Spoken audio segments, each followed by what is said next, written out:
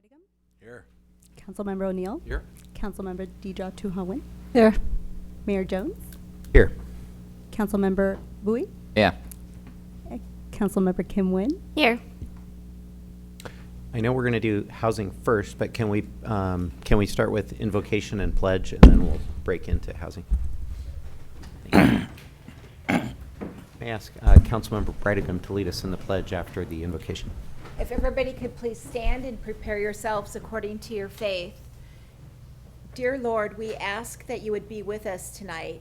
Bestow your blessings on our deliberations so that we may have the benefit of your wisdom and integrity. Help guide the City Council as they seek to allocate resources for the for the benefit and the decisions of our city. Amen. Amen. Everyone, please face the flag. Hand over heart. Begin. I pledge allegiance to the flag of the United States of America and to the republic for which it stands, one nation, under God, indivisible, with liberty and justice for all. America! Yeah! There you go.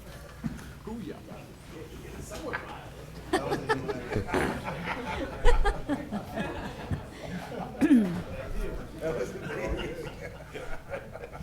I'm guessing he's a former Alrighty, Marine. and with that,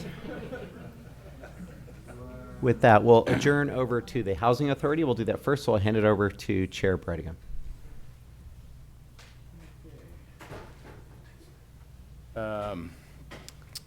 Madam Clerk, can you call roll, please? Commissioner Beckles. Here. Commissioner Bowie, Yeah. Commissioner Jones, Here. Commissioner Deidre Nguyen, Here. Commissioner Commissioner Tan Nguyen, excuse me, Commissioner O'Neill, Here. Vice Chair Kim Nguyen, Here. and Chair Brigham, Here. and Commissioner Klopfenstein is absent. Oral communications, I guess, is there anyone here who would like to address the Housing Authority? Seeing none, we'll close that. Move on to consent. 2A. I'll make a motion for the consent items, 2A and 2B. 2A, 2B. Motion and a second. Roll call vote, please. Commissioner Beckles? Yes. Commissioner Bowie? Yes. Commissioner Jones? Yes. Commissioner Deidre Nguyen? Yes. Commissioner Tan Nguyen? Yes. Commissioner O'Neill? Yes. Vice Chair Kim Nguyen? Yes. And Chair Brigham. Yes. Motion received at 8 yes votes. 3A, items for consideration. Adoption of a resolution amending the fiscal year 2022-2023 Housing Authority budget. This is in tandem with the council. Are we going to do it here or wait till we close and? Yeah, let's do it here. Okay, item 3A is adoption of a resolution amending the fiscal year 2022-23 Housing Authority budget, and we have Ms. Patricia Song here to provide the report. Madam Clerk, would you mind to pull up the presentation on the screen? Thank you so much. Good evening, Chair, Commissioners of the Authority. This item before you is a resolution amending the Garden Grove Housing Authority's adopted budget for the fiscal year 2022 to 23. The authority administers the Section 8 Rental Assistance Program through the Department of Housing and Urban Development, or HUD. The program is federally funded, and the amount of funding is determined on an annual basis. The authority's current budget was adopted last June. As new funding sources became available for the second fiscal year, it is necessary for us to realign the resources that became available during the year into the program needs. The proposed amended budget for fiscal year 22-23 totals $47 million, reflecting an increase of $2 million from the adopted amounts. The increase is primarily attributable to the $1.8 million additional allocation from the HUD for the Housing Choice Voucher Program. The proposed amended budget is consistent with resources made available to the authority and the various programs the authority offers to our community. We recommend the Garden Grove Housing Authority and the City Council adopt the resolution to amend the authority's budget for fiscal year 2022 to 23. This concludes my report, and I'll be happy to answer any questions you may have. Is there any questions of staff? Move to approve. Mayor Pro Tem Tuhawen. Roll call vote, please. Commissioner Beckles? Commissioner Bowie, Yes. Commissioner Jones, Yes. and Commissioner Deidre Nguyen, Yes. Commissioner Tan Nguyen, Yes. Commissioner O'Neill, Yes. Vice Chair Kim Nguyen, Yes. and Chair Bartigam. Yes. Motion received, 8 yes votes. Okay, do we have any matters from directors? Director Jones? I would just like to welcome our new member, Commissioner Thank you. Tan Nguyen. Thank you, sir. Thank you. Thank you for your service. In advance. Okay, we Just shall- one minor comment, Mr. Chair Brenningham. I noticed in the list of the commissioners, Commissioner John O'Neill name is very big, and I am the second biggest, and everyone else name is the same. So I wonder if Commissioner O'Neill and I were just being called out on a hot seat or something. So why our name is so much bigger than our other commissioner? Because he's so tall, they had to make the letters bigger. Okay. Okay, any other matters? Hearing none, we will adjourn. The next regular Housing Authority Commission meeting is Tuesday, July 26, 2022 at 5:30 PM. Thank you. I'll reconvene City Council, and that will take us on to presentations. Yes. Okay, we'll see you Thank next you, time. sir.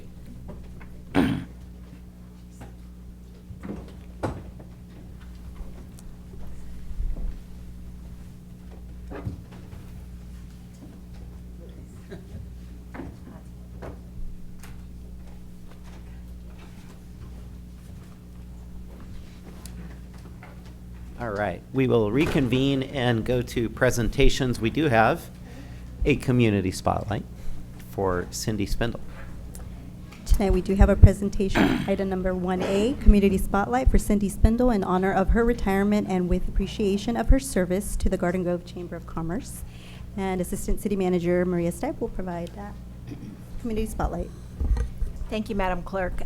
This evening, the Garden Grove City Council is pleased to recognize Cindy Spindle, CEO and President of the Garden Grove Chamber of Commerce, as she retires after 8 years of exceptional service. Would Cindy Spindle please come forward? Yeah, come on up and stand in front, and we're all going to stare at you. You can just stand right here at the podium, and you can, yeah, that's fabulous.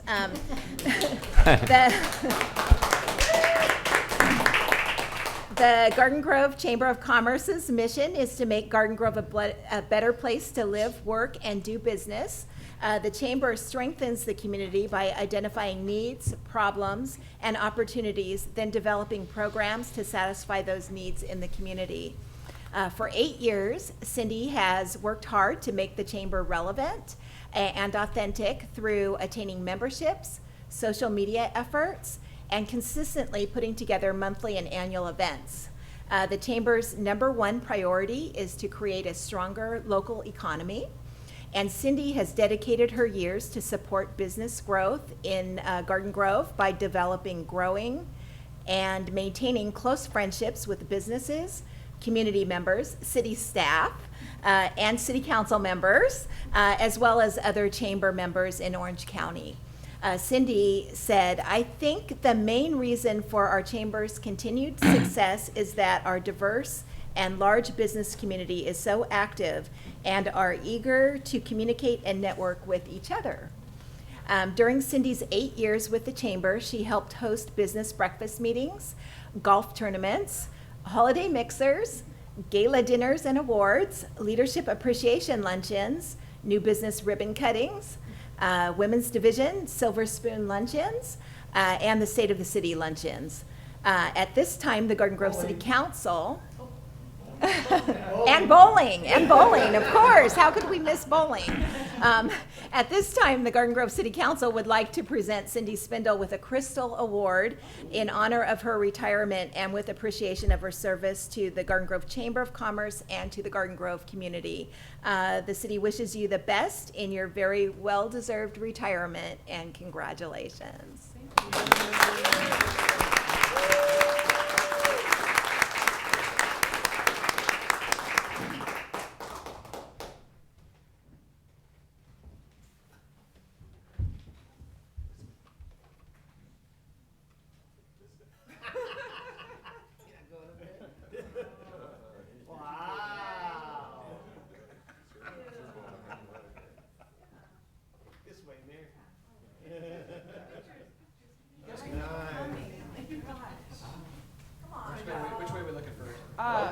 look Let's do there. this one Yeah. first. Okay. Okay, now we'll go this way. This way. That's good. Okay, we're Looks good. like the-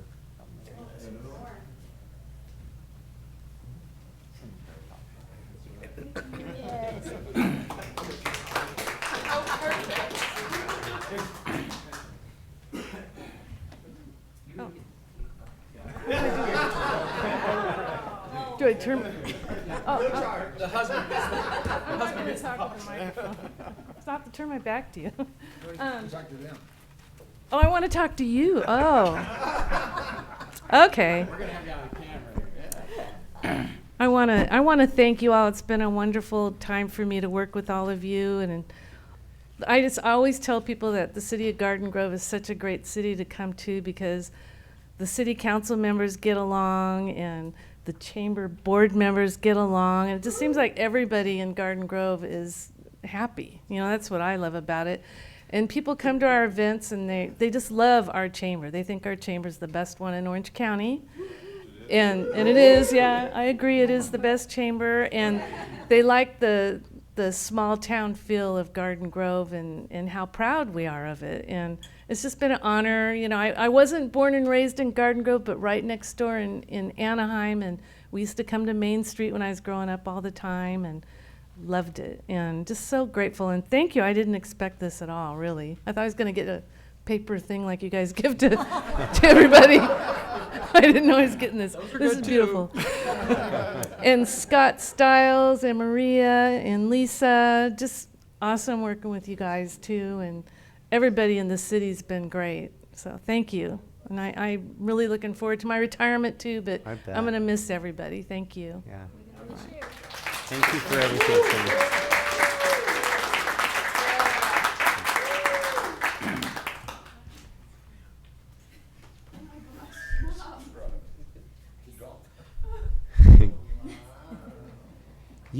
You guys are welcome to clear out because once we start diving into the business, then you guys are gonna realize that you're stuck.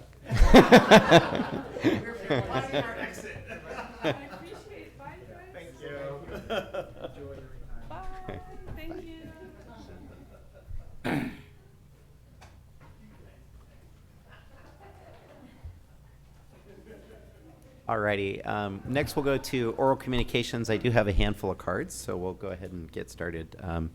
Katie Kiskmore.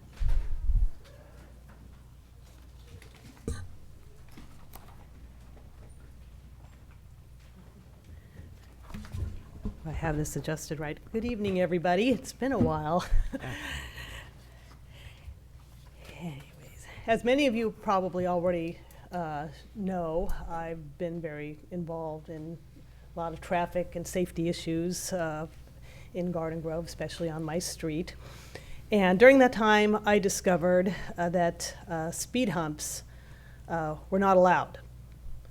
Specifically, I guess because traffic engineering policy TE12 had been inactivated sometime in the past. I don't know why, when, exactly how. But then when I was appointed as one of the traffic commissioners, I attempted to have it reversed at that time to allow people, residents, to petition for speed humps if they felt it necessary and appropriate in their neighborhood. But I was told, as a member of the commission, that we had no power to be able to do that, that in order to get the policy reversed, I needed to come stand before you and get your approval and blessing to have this done. So here I am, finally, after all COVID and everything going on, to request that you look into this and reverse this policy that for some reason has been inactivated. I think that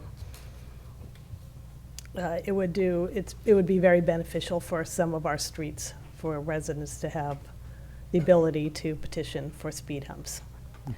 So in conclusion, I humbly and respectfully request that you look at Traffic Policy TE12 and reenact it so the residents of Garden Grove have the option of requesting speed humps on their neighborhood streets to increase safety.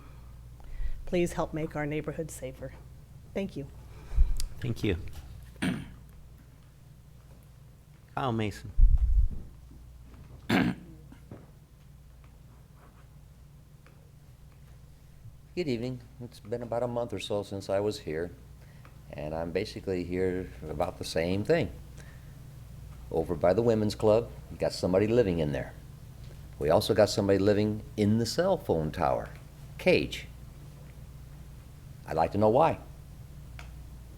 Can somebody answer that for me, please?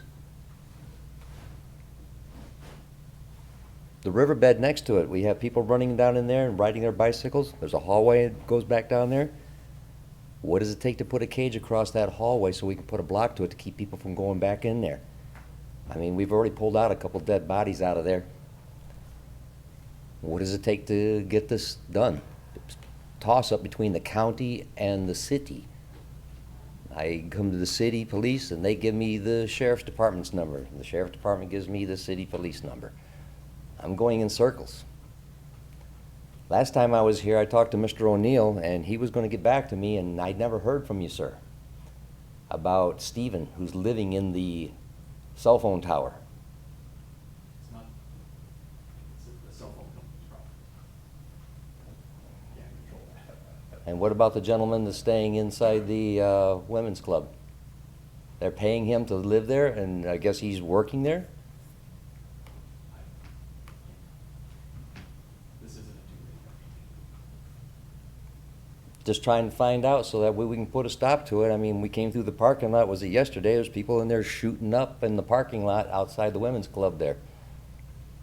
Of course, if we call the police, by the time they get there, they're already gone.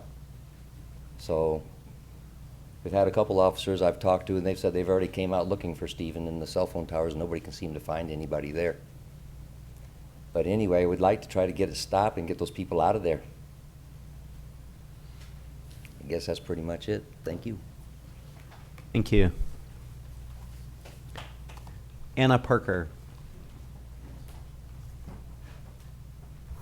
Good evening. Thank you for the opportunity to be here. Sorry, last time was the first time I was not used to it, but we have a house in the family since 1955. At that time, they were alcoholics, my grandma would say, so they would divide all crooked. So this is our land, and it's a little crooked. So, but since 1955, the neighbors were great friends. They were the second and third one to live in the street. So they said, this land is yours, just take care of it. And we have an ivy there since 1970. And since then, we have been treating it on a parallel, on a 90-degree line to the street. Then the neighbor passed away, 95 years old. Some new neighbors just bought the house. And then they built this enormous house on the side. So if you look, we have 1 foot from the landline, because at that time, it was not 4 feet at a certain corner. So when I go to the city, I ask, can I contact the owners? They say, oh, you cannot contact the owners. It took me forever to find out who they were. And then once the lady told me at the city, she says, you have to cut your house because you're on the way, but we have been there since 1955.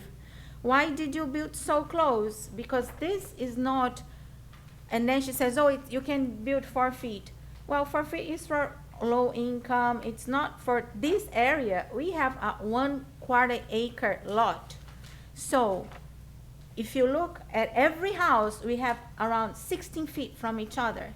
And then here comes and they build this extension that gives me 1 foot. And then they have 4 windows facing inside our house. They're inside our house. Okay, we need a wall. There's no space for a wall. How can we have the privacy of our home? And then what happened? She built 2 rentals really close to us, 4 feet from us. Okay, this is too close. So I had a surveyor, and it was approved 4.3 at the city, and it's 3.7. Okay, I called the city, and they say, oh, it's approved already. And then yesterday they answered that it's according to the requirements. Well, they hired another surveyor, and the other surveyor took out the marks that we have and changed the survey. So we're going to have to fight for that too. So the back ADU is outside, It's out of what should be. And then this is the front extension. Now, you take our time. My street is 15 houses only. It's Desmond Street. Every house has a bunch of space. But this house, it has this huge thing sticking out. No windows on the other side. But she put 4 windows facing here that we need to put a wall here. The city has to allow us to put a wall here. The wall is going to be facing, the windows are going to be facing a 3-foot distance wall. And I'm going to have a 3-foot distance wall because we need wall between each other because they have 2 rentals in the middle of the house. So they're going to be walking. 20 people are going to be walking by our window to access their front entrance. So there is something very wrong. And then, okay, so we put the fence, okay, this is where it's gonna be build a wall. They refuse to contact us. I have their phone number. I send them cease and desist letters. I told them, we're not cheap, we'll buy this. How much do you want for this little land that we have been dealing with since 1955? They refuse to talk to us, they invade us, and then they threaten us. I say, don't cross here. Let's go to court because I call the police says it's civil. I come to the city says it's civil. But then they come and they cross and the guy from the city says, oh, don't worry, it's all of the city. You can do whatever you want. So please, look, drive there. Please take our time. It's 15 minutes. You just drive there and we'll see that enormous thing sticking out. There's no need for that. Just distribute like the neighborhood similarity that is supposed to be because that's in the law. This is negligence. Please consider that because you would not let that happen to your neighbor. You would not let that happen where you would live. Just do the same for me, please. Thank you very much for the opportunity.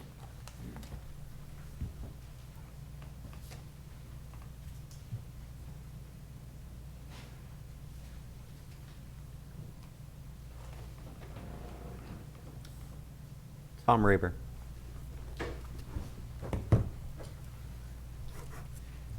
Hi, I'm Tom Raber. Wasn't Friday, June 24th of 2022 an awesome day? The Supreme Court did 2 items. 1, saved our children. Roe versus Wade, gone since 1973. That should have never been a federal law. 2nd, our Second Amendment. We have the right to bear arms. Last time I was here, I talked about an email that I emailed May 26th of 2022. I know that everybody got it. The mayor did. The city manager, 2 different emails for him. Both of the assistant managers. David Dent, who is the code enforcement, Anon, and Bill Murray. But yet, before the meeting, nobody said that they got it. So June 15th, I sent another email to all the above. And I waited for that day. And the next day I called Anon. Did you get my email? No. Well, because of my 30 years of telecom, I said, do you guys have a cloud or some type of barrier? Or do you guys have a spam on your mail servers? Well, yeah, two months ago, we got a new cloud for emails. And I was stuck in the spam. I'm supposed to have my email on the white list. And it's not racist, it's what it's called. So on the 16th, everybody above that has a Garden Grove email got the email. Guaranteed. Question is, of those, I talked to Anon, so I knew that he had it. Bill Murray replied to mine, email. And the last one was the city clerk, Terry. What Terry replied was some freaking numbers. That was not the email. If you go on the website, you cannot do a citizen request under a commercial for bins. That's what the question was. I'm not going to call the numbers. I cannot, as a we the people, to go to City Hall because they have it only for appointments only. That's wrong. You guys all work for We the People. They work for We the People. The police work for the We the People. And the fire department works for We the People. It's our country. It's our city. So, where is the $685,000 on the first set of body cams? For some reason, nobody can tell me where the money is. You guys paid $685,000. The body cams didn't work, and then you guys spent another $1.2 million. Where is the $685,000? It's all top secret. Omar won't tell me where the money is. Chief of Police won't tell me where the money is. Where is the money? Where's We the People, $685,000? And I'm sorry, I guess I'm off. God bless everybody. Tom out.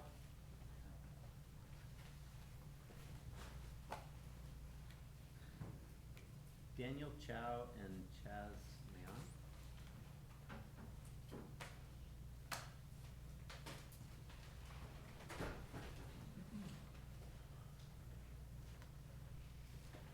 Leon. Hi, Chaz and I are here today on behalf of both the league and the association. The presidents would be here, but they have some prior engagements that they had to attend to. But we just wanted to say thank you on behalf of the employees, just that we really appreciate, adopting the MOU today, and just it's very much appreciated.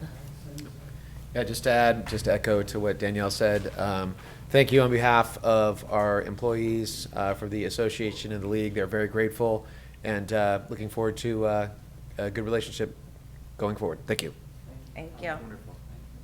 Oh, sorry about that. Brian Malling. Mr. Mayor, City Council, this is the third time I've spoken on this item on the paramedic tax. Since I don't have staff, I've spent about 2 years going through 49 years of agendas and all this. The way this is implicated, and I know it has huge financial issues for the city, but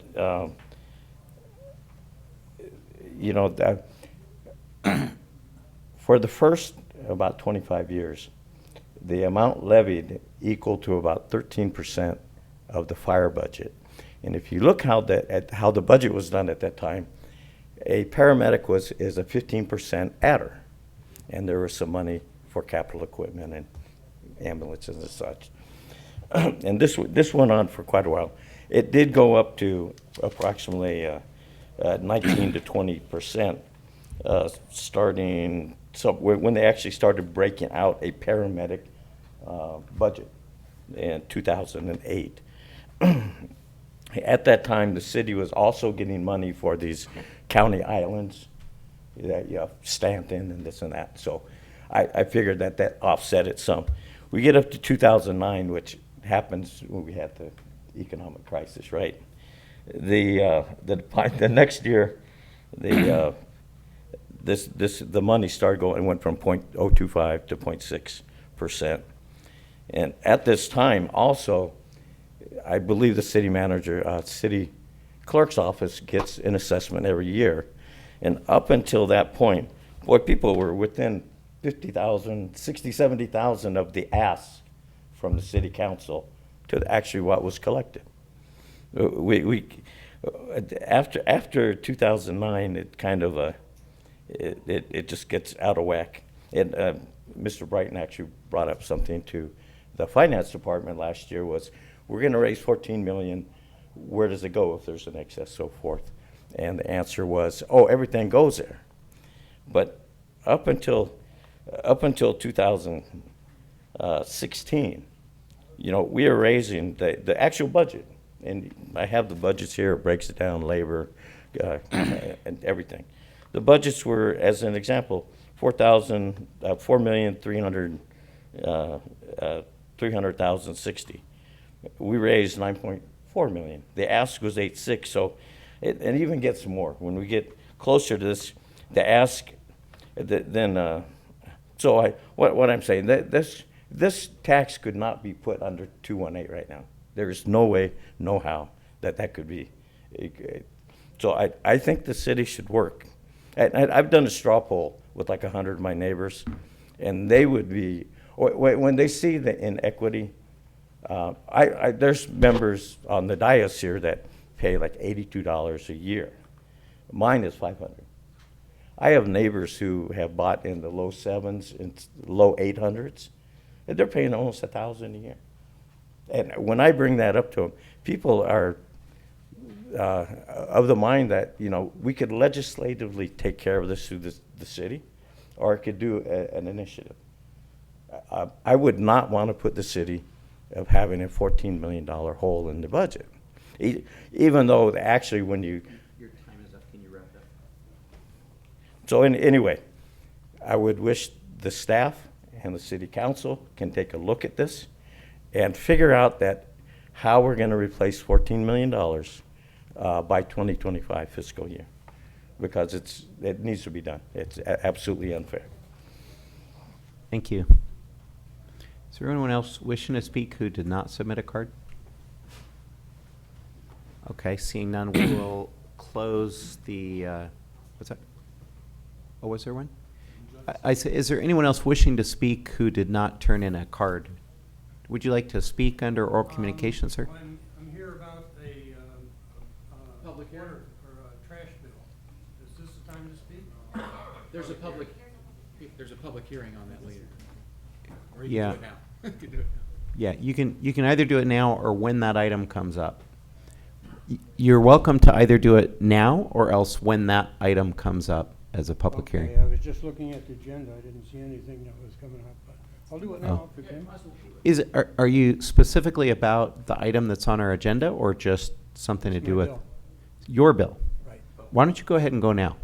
Okay. So we understand what you're. This is with regard to Republic Services, and they lie. They say I'm more than 60 days behind, and I'm not. They seem to take a payment and pay it and credit it to the most recent bill rather than the previous bill. So they're taking something that is in contention from a long time ago and saying I'm 60 days late. Rather than argue, I paid the damn thing, or darn thing, I'm sorry. But you guys have a gun to my head with this tax lien. So I don't know what to do. I don't know that we know what to tell you. I mean, so Republic is a vendor and they do the billing. So, I mean, it sounds to me like you've got a dispute with Republic. Well, yeah, I've got another dispute with them because they're kind of shady. They date their invoice on the 31st of every month, and then they don't mail it out for a week or two, and you get it, and it's like 10 days, and it's overdue. And they've been doing this for years. Their liaisons in the back, you might want to just talk to them. They can get it resolved. But as far as this, I have the receipts that I paid it. I just want to stop this lien. So, do you want the receipts or? Looks like there's a gentleman that might be able to help. He's one of the liaisons for Republic. You may want to talk to him. Is he Republic? Yeah, he's an actual representative of Republic. If you Okay. like to take that, yeah. If you need the city to follow up on it, then please complete a card and we can. Yeah, please go ahead and try and resolve One other it directly thing with from the. losing my hearing. Yeah, sorry, sir. Please go ahead and have a discussion directly with the Republic rep and see what you can do. Yeah. Thank you. Is there anyone else wishing to speak under oral communications that did not submit a card? Okay, then we will close oral communications. We're going to recess to other agencies. Why don't we go ahead and go to Sanitary District? So I'll hand it over to President John O'Neill. Thank you, Mr. Mayor. Put my microphone on. Thank you, Mr. Mayor. I'll go ahead and call the Garden Grove Sanitary District meeting to order. If the clerk could please call the roll. Member Brightingham. Here. Member Bowie. Yeah. Member Jones. Here. Member Kim Wynn. Here. Vice President Deidre Wynn. Here. President O'Neill. Here. And Member Klopfenstein is absent. All right, thank you very much. We've already held oral communications simultaneously with council. At this time, we will go to item 2, consent items. I'll entertain a motion for the consent calendar. I have a motion. Second it. I have a second on the consent items. Any discussion? I will call for the vote on that.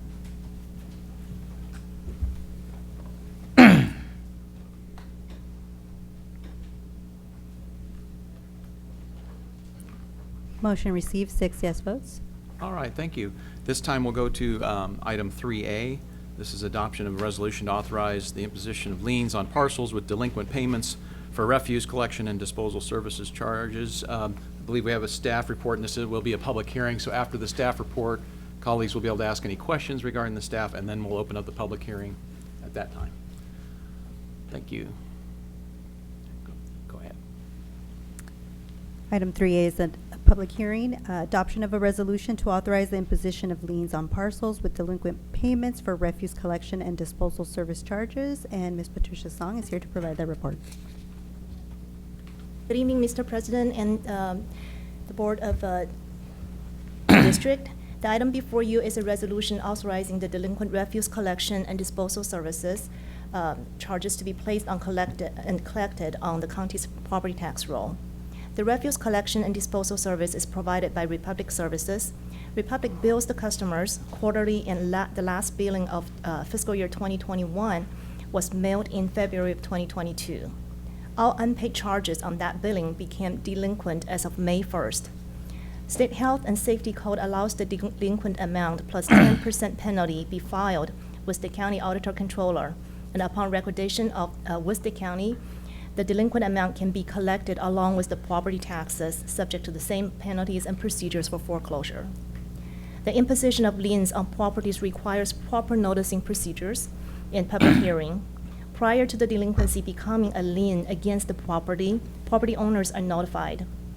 Staff followed directions from the board members from last year and verified with Republic that these notification letters were mailed in multiple languages, including English, Korean, Spanish, and Vietnamese. To further ensure that all parties are aware of the potential lien, the public hearing notice was also translated into these languages and published in local Korean, Spanish, and Vietnamese newspapers. To comply with the state laws, we are here to conduct this public hearing and request for approval of the report detailing the delinquencies by parcel.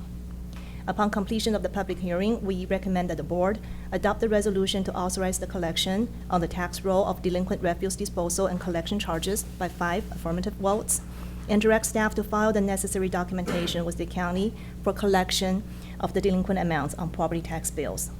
And just to add that we also have been approached by residents letting us know that they have made payments subsequent to the notice being published. And last time we spoke with Republic, as of June 24th, Republic notified us that there are 147 accounts that have made full payments. So those amounts, parcels, will be removed from the file to be submitted to the county. And that concludes my report.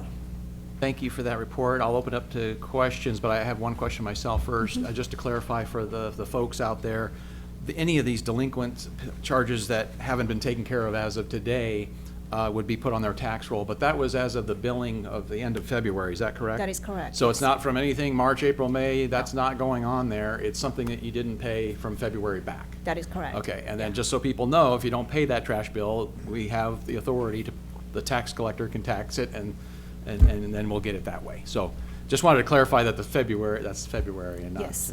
Thank you. And then any other colleagues, any questions for staff? Sure, I have a question. Yeah. When is an account considered delinquent? That's 'Cause- 60 days past the due date. So as of May 1st, unpaid February 2022 bills becomes delinquent. Okay, yeah, I see some accounts on the list here, and you know, the staff report was very good as usual. Good job on it. Very comprehensive. But some of the lowest ones is as little as $28, and we're already going after them on their taxes. That seems, I don't know, a little soon maybe. I mean, we're gonna bill them on their taxes for a Well, $28. yeah, My assumption is that on an average, I believe around $28 is the monthly amount, and typically they're billed on a quarterly basis. So if that one final bill or the bill as of February 2022 was not paid in full, that remainder or the remaining balance becomes delinquent. 1 month late and we're gonna slam them? I mean, I don't know. I'm gonna assume that It of is- those, most of those 100 that you got, you know, that paid are probably in that category that only owed, you know, I see a couple for 29 here and a couple for 30, but, you know, there's a good, you know, 10, 11 of them that are $28. you know. Yeah, and some of those folks might already come, you know, went to the Republic to have those payments made. Yeah, we're not sure. This list was prepared prior to June 24th, of course, because the notice has to be published way ahead of the time. And we had been notified that there were over 140 customers that made the payments. And I get it. I mean, payment needs to be made, and there has to be a modem put in place so it can be collected, because, you know, but, you know, we might want to think going forward, maybe something for the council retreat, something, maybe come up with a policy on a threshold limit before we start putting it on people's taxes, you know, give them a little bit of time to pay. You know, the gentleman that was speaking here, he felt, you know, I don't know how much his bill was, but he, you know, literally felt like there was a gun to his head because we're putting it on his tax bill and, you know, all this. And he obviously has issues with Republic, but anyway, just going forward, maybe that's something we consider, setting an actual threshold before we start, you know, hitting people with it. But with that being said, I'll motion. And Hold just- on, it's a public hearing. Public hearing. Yeah, so, hold on a second, yeah. So, yeah, we haven't gone to the public hearing, we were just asking questions regarding the report. I'll just add to what Councilman Brightigan was asking about. You know, it is a procedural issue. We have 30,000 homes. If it isn't paid, it's kind of automatic. What I would like to request is that after this meeting, if perhaps the staff could give us that updated list, audit that list and take off the 147, just so Mr. Brightigan and myself, we could see if it was the $28 payments or if it was the bigger payments that got paid. I mean, and we can talk about it at a retreat. Maybe there's a $50 or $100 waiver in threshold in there, but it is, just so people know, it's a procedural thing. There's no individual person that's gonna pick somebody out. It's just, if it isn't paid by a certain date, it's gonna go there, so.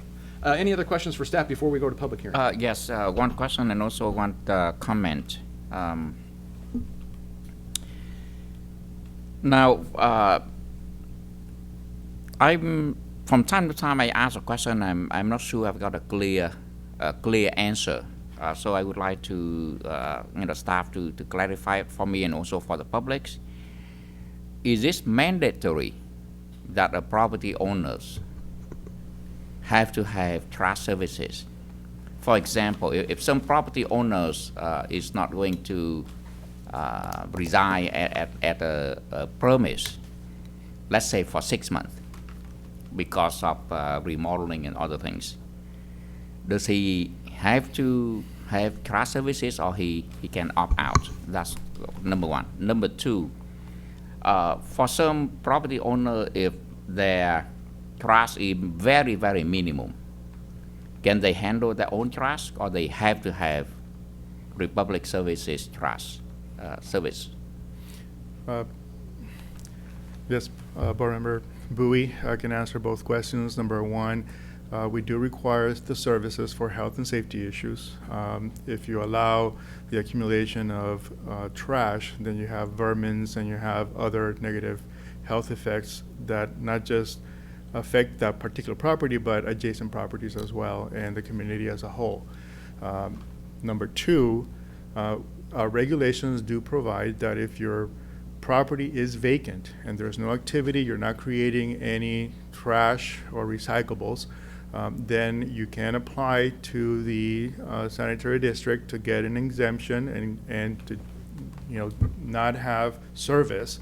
And you also can apply to be a self-generating self-hauler, basically. So there is a provision in our code that does allow for you to self-haul your solid waste. Now, under state law, we have to keep track of the waste generated and recycled and ultimately dispose at landfills and report that to the state every year. So one of the requirements for self-generators is that they keep track of every ounce of trash, recyclable, and now organics that they are hauling themselves, and also to get tickets from wherever they take the recyclables and get receipts for that, because we have to report that to the state. And also our regulations require that they recycle what is recyclable, including organics waste. So yes, we have those procedures in place, but it requires an application, requires permits. Very clear. I think I understand that now.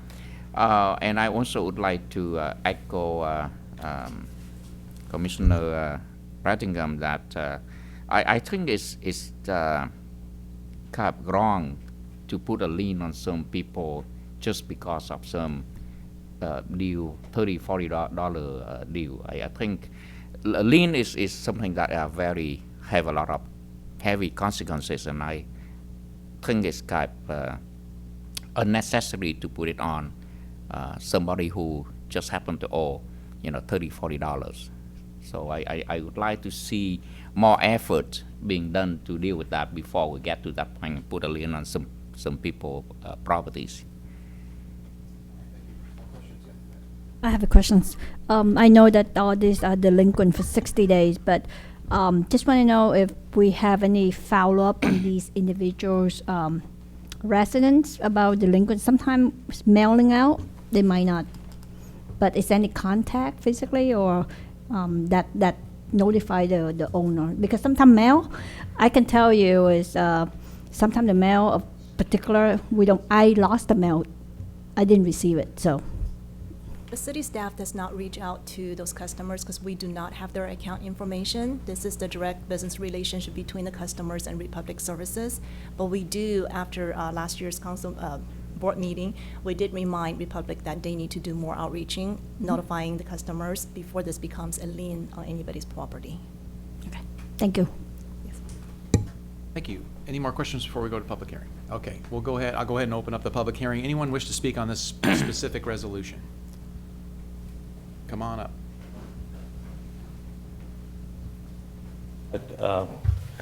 Considering the idea of putting a lien on that for $40, $50, can we look at it as what does it cost in staff time and any, what does it cost us to place a lien? Does it cost us $50? Do we need to pay the Orange County Tax Authority? So I agree with you totally that should look at it reasonable, and it doesn't make sense that it costs us more to actually, it costs us $50 to get $28 back either. Gotcha. Thank you. Any other speakers? Okay, at this point, I'll close the public hearing. Any other further discussion or a motion?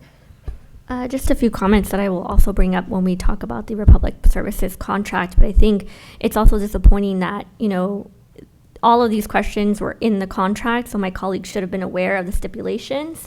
And we're revisiting that contract this meeting as well, but it's evident to me that people didn't read the contract.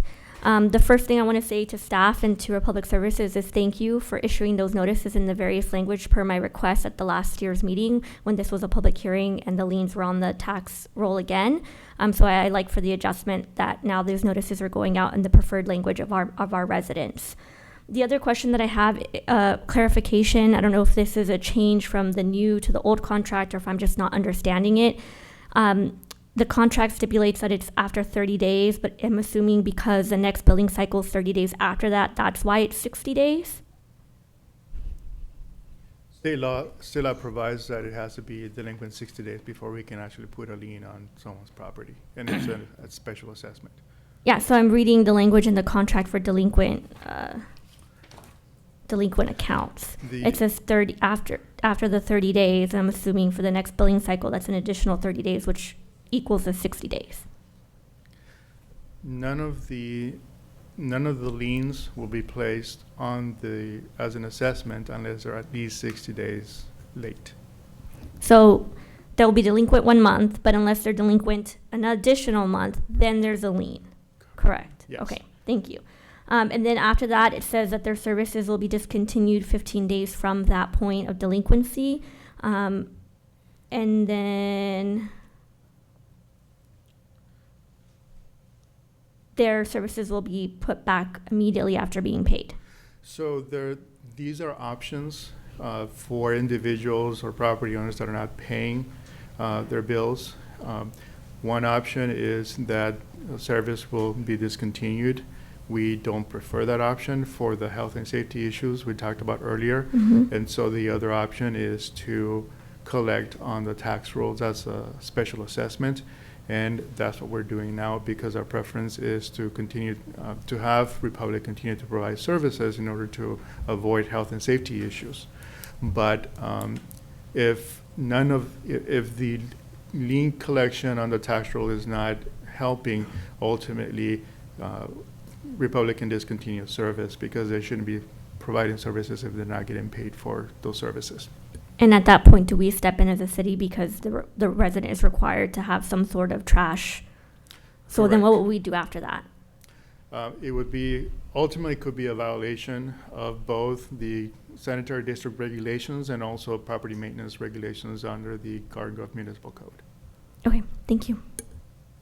I'd like to mention one thing, and staff can correct me if I'm wrong. We only impose the liens annually at this time, correct? Correct. So if you were late since last August, there would be no lien imposed on your property until June of the following year. It just so happens that maybe somebody didn't pay in February, that $28 is there. But if you may owe, a few $100s since last August. So I just want to make sure everybody knows those liens are only imposed annually. So we're not, to the gentleman that's speaker, we're not monthly watching that, we're going to put a lien on. No, it's every year at June. So just so people know. Any other questions? I do need to ask the secretary to see if there's been any protests. President O'Neill and board members, for the record, as of the close of this public hearing, the city clerk's office has not received any protests, so there's no majority protest. Okay, thank you for that. That's an official deal. I'll entertain any motions or any further comments. Just one comment. I just want to be absolutely clear. This is a specific item on liens, not adopting any contracts with the Republic or anything like that. That's correct. I have a motion. I have a question. If I approve this lien today, then in June we will put a lien on any property that have been 60 days. Anything? And even for $20. Because it's not clear whether we make the amend this policy not to do for something as little as $20. So I don't feel I'm ready to vote on it, because I don't know what it is that we. I understand. So your action is specific to those parcels that are listed in the resolution, and also to the extent that by the, I believe it's 1 or 2 weeks, they still have some time to pay. So if there is payment made before August 10th, then they will not be included in the list that is provided to the auditor controller. But this list may not be up to date, so Correct. I don't know if I approve this, and then let's just say it's one or few account is delinquent for $30, and yet we put a lien on their property. I don't want that. I don't feel comfortable with that. And so, since the list is not updated and the policy is not adjusted, I don't feel I'm ready to vote on it today. I think this list would change daily, and so there has to be some kind of a method for collecting, and I understand that. I do think we should have a threshold implemented, but we don't. But in the So can we change the language? Can we have a? Well, Mr. Bowie, just to clarify, this is an annual event that's been happening for decades. It might come to light more tonight because there's other public hearings regarding Republic, but I totally understand your situation. I feel the same way. I wouldn't want to put a lien on somebody that owes $28, but it's procedural. That's why I asked for the updated list, so we can see that. But this is an annual event that's been happening for decades. With all respect, Mr. Chair, but now that I'm aware of it, I understand. I would like to be diligent and do the right thing. Right? So forget about the past. Don't bring the past back and say, well, we did that in the past. Today we are aware of this issue, and I'm very concerned about putting a lien on some people's property because they are delinquent for only $30. In the, to expedite Can we stay matters this a little to the further. next meeting? Well, in order to expedite things, I know it is a procedural thing. However, there are some reservations. I'll make a motion that we go ahead and adopt it with the caveat that we look into a threshold for next year's. For next year, not for this year. Well, we got to do it by June. We meet, in August, we meet one more time before then, right? So Can we change it to say that anything on this list that is, let's say, $50 or less, we are not going to put a lien on that property? Okay. Is that something that we can change today? Let's get other the mayor would like to comment. Or? Yeah, two comments, let's call it counter arguments to the concept of threshold. One is, as Patricia mentioned, these people get notices of their delinquency several times before it actually goes into delinquent status on the tax bill. So it's not like, boom, gotcha, and it just goes on there. So for one, it's not like people aren't aware that they're delinquent before they get to the point of having a lien assessed.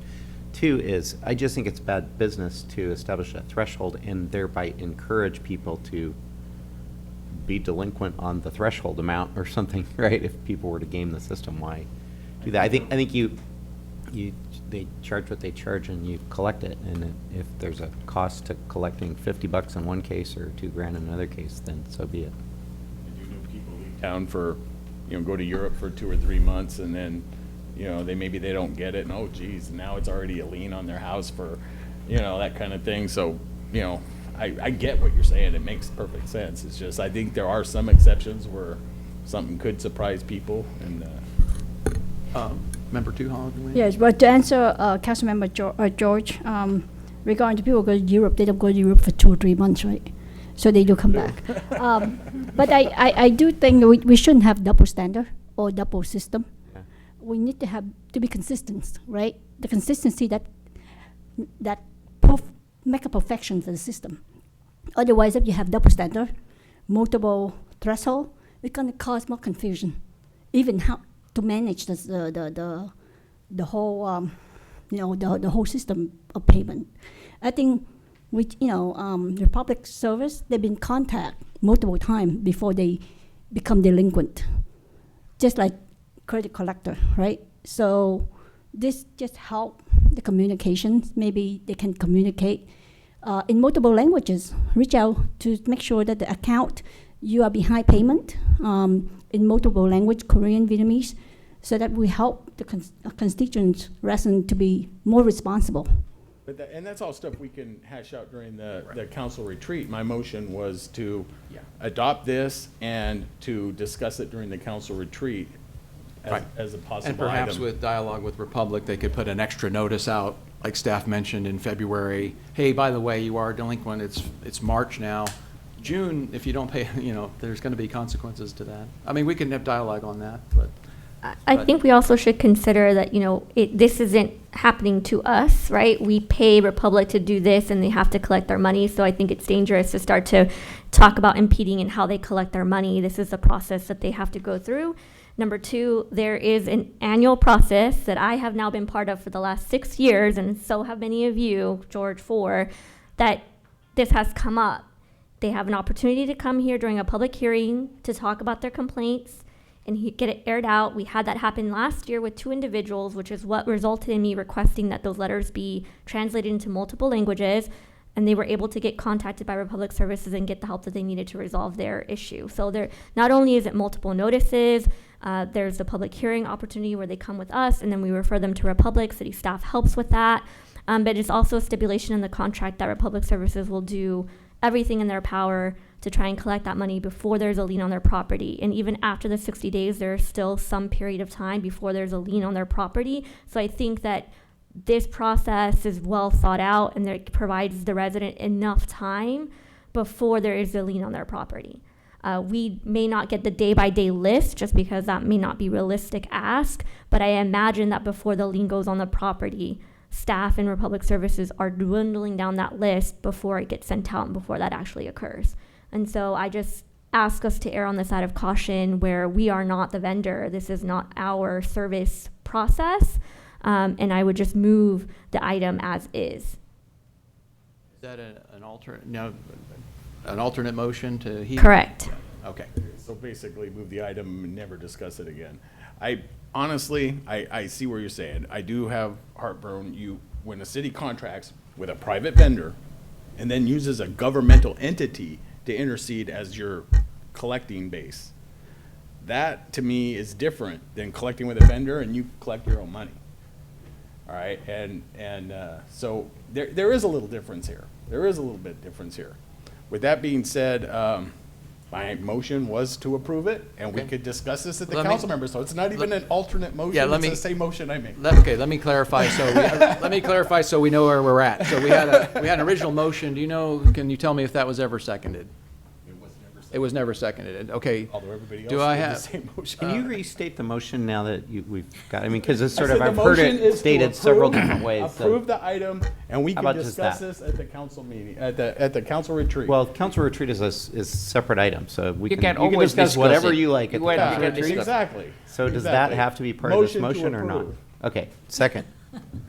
Okay, so we had the original motion, and that was seconded, but I had an alternate motion. Okay, you're pulling the alternate? Okay, so we're going to go ahead with that. It's been motioned and seconded to approve tonight and further discussion in the future. Did we close the public hearing? Yeah, we closed the public hearing, yeah. And so right now, we have the motion and the second. Please call for the vote.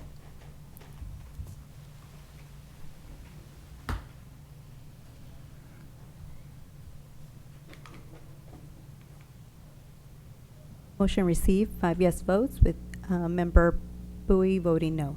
All right, thank you very much. Let's move on. 3B, we have another resolution. Does staff have can you read the resolution? And we have a report on this. Yes, item 3B is adoption of a resolution to collect refuse collection and disposal service charges on tax roll for properties located in Improvement District Number 1, and Ms. Song is here to provide that report. Thank you, Madam Secretary. Good evening, Mr. President and members of the board. This item before you, I want to caution you not to confuse that with the previous one. It's also regarding the collection of the refuse and disposal of refuse service charges. But this one is specifically for Improvement District Number 1. The history about the Improvement District Number 1 is that it was established in 1997, and as part of the Orange County reorganization, the Garden Grove Sanitary District became a subsidiary of the City of Garden Grove. The properties located in the district were formerly in Midway City Sanitary District, and the refuse collection and disposal service charges were historically placed on the property owner's annual property tax bill. Per the request from these property owners, the district is continuing this collection process. And in order to do this, the board must annually conduct a public hearing and approve a report detailing the charges proposed for each parcel, and once approved, this report will be submitted to the county assessor's office, and the corresponding charges will be placed on the owner's property tax bill. So the service charge for standard residential service includes 1 recycling bin, 1 green waste bin, and 1 general trash bin. Monthly service charge will be $25.83 effective July 1st, 2022. So upon completion of the public hearing, we recommend the board to adopt the resolution and authorize the collection on the tax roll for disposal and refuse collection fees in Improvement District Number 1 by 5 affirmative votes, and direct staff to file necessary documentation with the county for the collection of these charges. This concludes my report. Thank you very much. Before we go to public hearing, any questions for staff? Okay.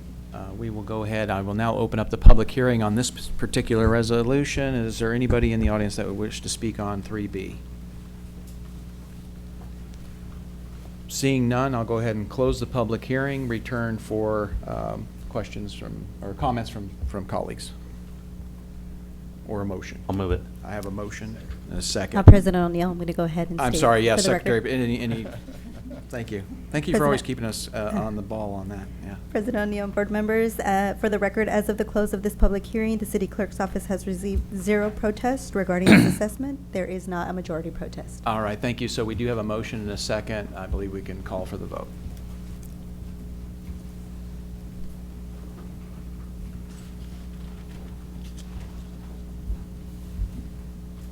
Motion received, 6 yes votes.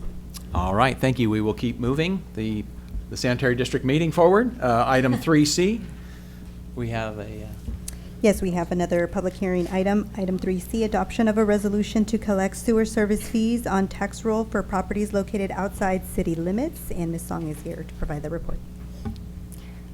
The third and last public hearing item for today.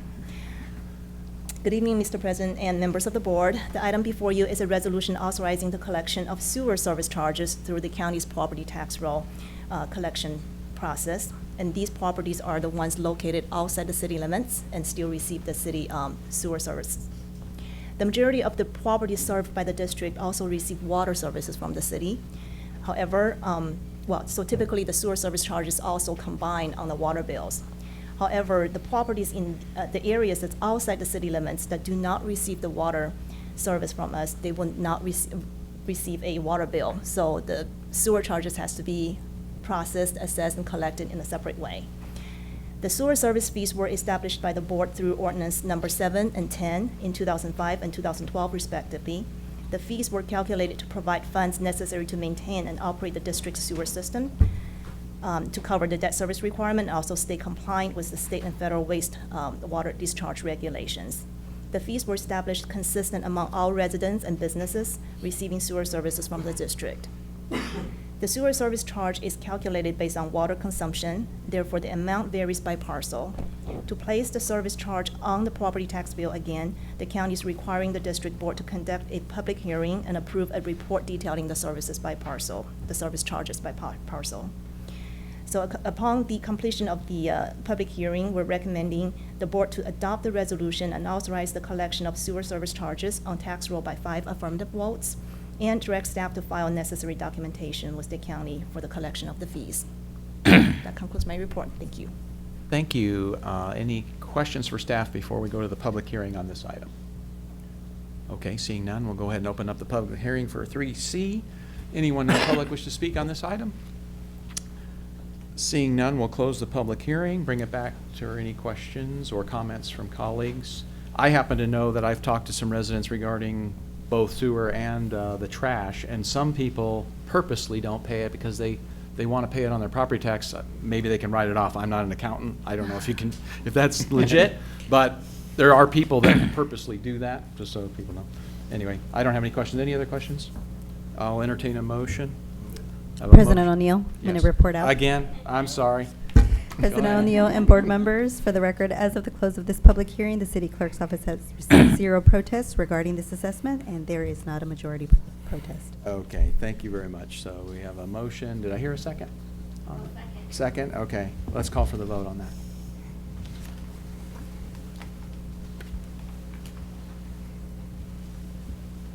Motion received, 6 yes votes. All right, thank you. Let me go back to my agenda here. Okay, at this time, we will go to items for consideration. The 4A, do we have a report? Item 4A is adoption of resolutions amending the Garden Grove Sanitary District budget and setting the appropriations limit for fiscal year 2022-23. And Ms. Song is going to provide that report. Pull up the PowerPoint presentation on the screen, please. Thank you. Good evening, Mr. President and members of the board. This item before you are 3 resolutions related to the amendment to the district's adopted budget for fiscal year 2022-23. The district's budget was adopted last June. As new revenue sources become available and additional expenditure needs arise, it is necessary to perform a mid-cycle review and amend the adopted budget. This allows the district to better align its available resources with operational needs and ensure optimal service levels are provided to the community. The proposed amended budget for the district totals $19 million. Sewer services account for 87% of the total budget. The amendment totals about $2.7 million, among which 2.2 million is for various capital improvement projects.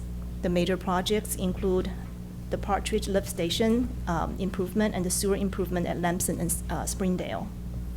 The district also oversees the refuse collection and disposal services for the community, and it accounts for about 2.6 million. The amended budget proposed a slight increase of 127,000 from the adopted amount, mainly to cover the increase in personnel costs and certain mandates. Overall, the proposed amended budget increased for about 2.9 million. With this increase, the district continues to maintain sufficient working capital and adheres to its business principles. We recommend the board to adopt the resolutions to set the district's fiscal year 22-23 appropriations limit, amend its year 2 budget, and reappropriate certain current year's project balances and encumbrances to the new fiscal year. This concludes my report, and I'll be happy to answer any questions you may have. Thank you very much. Any questions for staff? Entertain a motion. Move to approve. Motion and a second. Please call for the vote.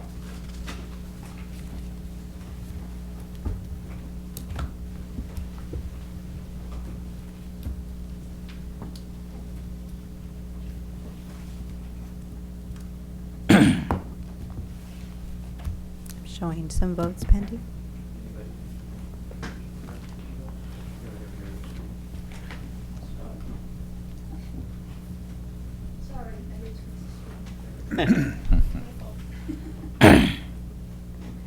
Motion received, 6 yes votes. All right. Thank you very much. At this time, we'll go to item 4B. Item 4B is an award of contract to Ardura Group, Inc. for professional engineering, design, and construction management and inspection services for the sewer rehabilitation plan Phase 1 sewer main lining and spot repair project number 5 and 6. And Mr. Murray is here to provide the report. Thank you, Madam Clerk, Mr. President, and members of the board. Tonight, the Sanitary District Board is being asked to award a contract to Ardura Group, Incorporated for civil engineering design and to provide construction management and inspection services for Phase 1 of our sewer system rehab project and projects 5 and 6 of our sewer main lining and spot repair program. These projects are part of the district's 2017 sewer system rehabilitation plan, which is in place to mitigate structural deficiencies in our sewer system. If allowed to remain, these deficiencies are likely to cause sewer overflows. Staff sent out 3 requests for proposal and received 3 responses. Staff reviewed and rated the proposals and determined Ardura Group Incorporated was the most qualified firm and would provide the most qualified service to the city. The negotiated professional services agreement is for just over $493,000. Should council decide to award the contract this evening, staff can begin utilizing these services by late July of this year. This concludes staff's report, and I'm available should you have any questions. Thank you, Bill. Any questions from staff? Move to approve. I have a motion to approve. Second. And a second. Please call for the vote.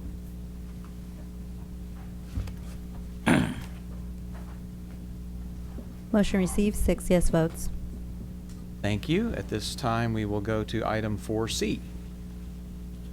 Item 4C is adoption of resolutions approving the amended and restated exclusive franchise agreement with Republic Waste Services of Southern California, LLC, doing business as Garden Grove Disposal. This is a joint action item with the City Council. And City Attorney Omar Sandoval is here to provide the report.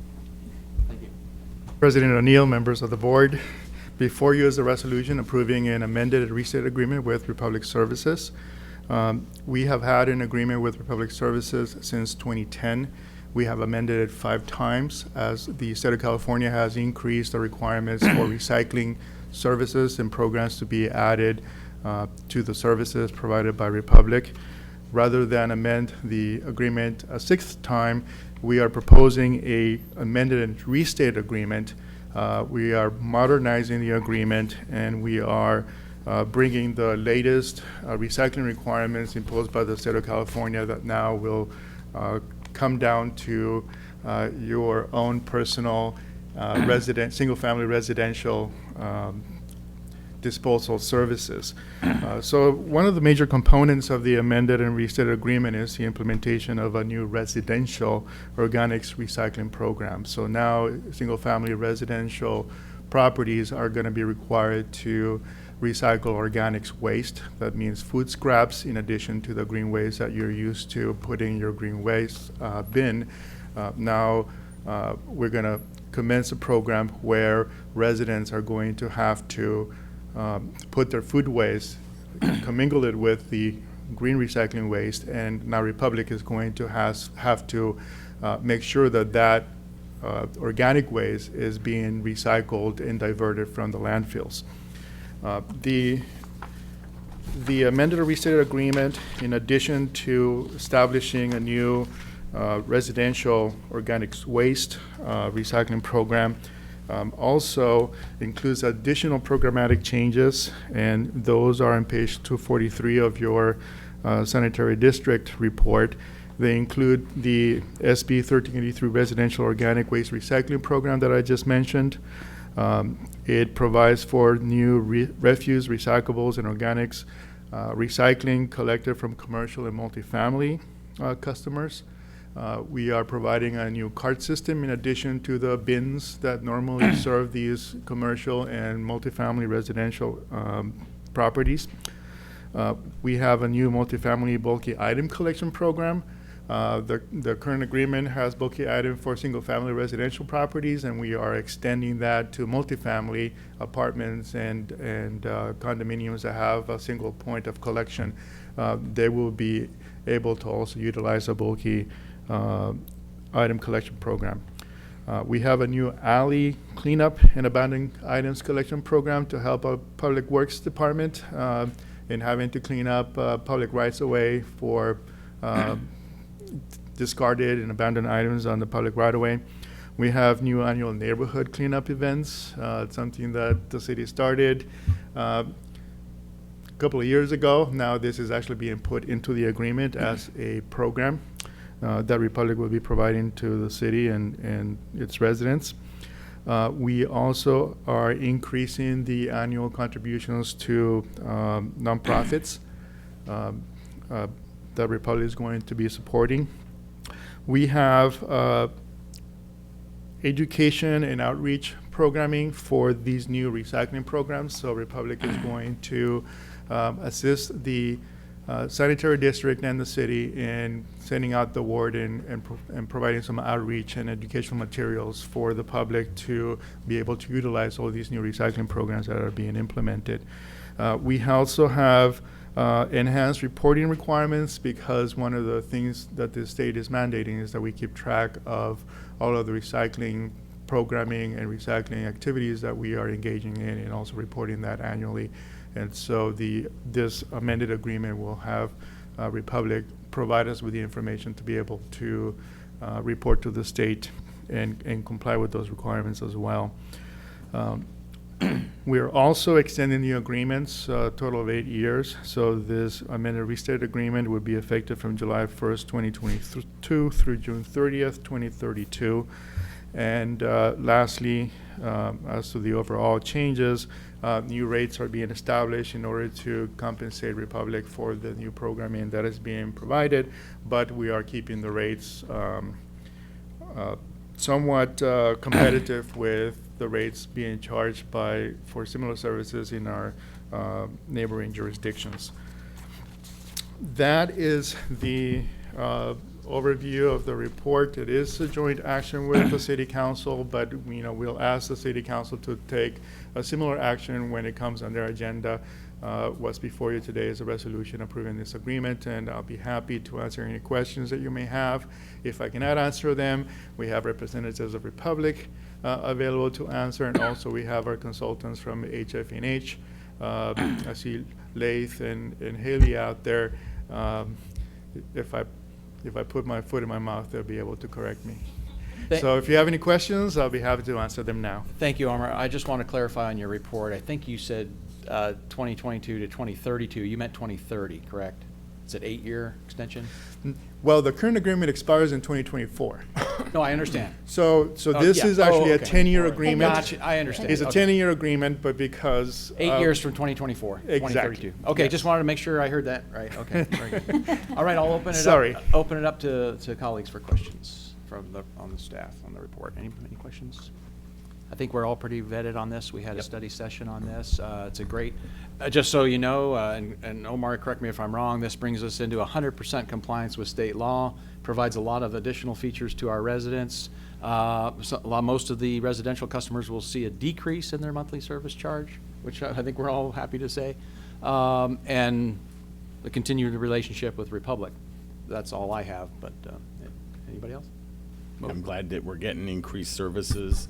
You know, with any service company, you're going to have people that love them, people that hate them, and quite frankly, I personally think Republic's done a fairly good job in our city. Are there hiccups? Yes, there are things that we can improve on, but there always are. But with, you know, the added alley sweeps where they're going to be going through daily, hitting those alleys that get dumped, you know, illegal dumped a lot. So hopefully they'll catch that before anyone even needs to call, you know. So with that, the apartments being able to now call for bulky item pickups, all this increased benefits to the city, and you know, a decrease in price. You know, it's a win-win. So for most of our residents. So yeah. Oh, Kim.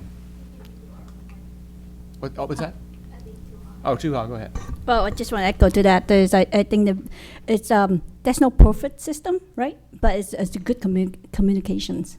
I think that's, you know, we can always call them and call the Republic Service for any inquiries or any concern from constituents, and I think they're very responsive for that. But I want to echo for the past couple of months when we have a community cleanup, like each district cleanup. I know Kim's idea, right? But I think that's very great. I think that's great program continue going through. I think we should continue that for each district as well. And I looking forward to work with Republic Service in the future. Kim. Thank you. I have questions. So Republic Services, you're on deck. If you could come forward, and City Attorney, I need clarification from you as well. I know during the study session, one of the stipulations that I had was to ensure that if Republic Services was not in compliant with the recycling organic waste program, I noticed the language in there was a report out in 2 years. I had specifically asked for 1 year, and so I'm curious as to why there was that change in the year to report out to ensure compliance. It is going to take some time to establish these programs and to get it going. We have no idea how quickly residents are going to adjust to, you know, disposing of their food waste onto the green waste. It is a major change in the way we handle our waste. And, you know, I mean, we can stipulate to have an annual report, but I don't know how much information we're going to be able to receive. State law requires that we do audits once a year, but we are starting mid-year, so we're not going to have a full year worth of information until July of next year, and the report is due in December. So technically, it's going to be at least 2 years before we can have a full actual report. Okay. I think that's justifiable. I would just like to make sure that at some point before the next 2 years, hopefully a year, we can get an update from our public services as far as how it's going. I'm not looking for, you know, when you're doing amazing and you want the gold star. I want to know what hiccups you have along the way and how can we work with you to make sure that it's getting done, because I think one of the biggest concerns I had was we were not in compliant and have not been in compliant with certain components of previous laws that now have been amended to new laws. And so I don't want that to happen moving forward. So if we could get an update in a year, just a touch base, this is where we're at, here are the problems that we still have, and this is what we're doing to work through, then I will be fine with the language that's in the contract. As long as I get a nod of we will come back in a year to give you an update, then I would appreciate that. The next concern that I have is more so for Republic Services. In the language of the contract, there is mention of in Article 4, item 4.7, 1 and 2, there's mention of the customer service. And I wanted to just ask, thankfully have never had to call Republic Services, so I don't know what that wait time is and what that process looks like. I know that I've been, customer service for multiple other things, healthcare, insurance, Disneyland, all of that. And so the process there is, you can instantly have an automated thing where you say push 1 if you'd like your number to be noted, and they'll call you back later versus having to stay on there for an hour or two and then leave a voicemail. Because I noticed in the language it says they'll call you back. So I'm wondering what that process for customer service is at Republic. In today's environment, well, first of all, typically the average wait time is less than 45 seconds. We measure it every day, every week, every month, and we can provide that information to you as well if that's helpful. Right now, they can leave a message, and then we'll call them back, within the hour. So that's the current protocol. Okay.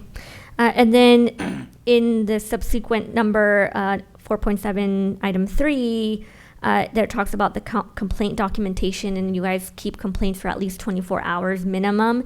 But I'm wondering, on average, how long do you actually keep those complaints? Do you clear it once it's been processed and resolved, or do you keep it for time after that as well for record? Yeah, we keep it for multiple years, and we also actually we do record the phone call, so we can actually hear back the phone call if somebody's interested in kind of knowing what the transaction actually sounded like.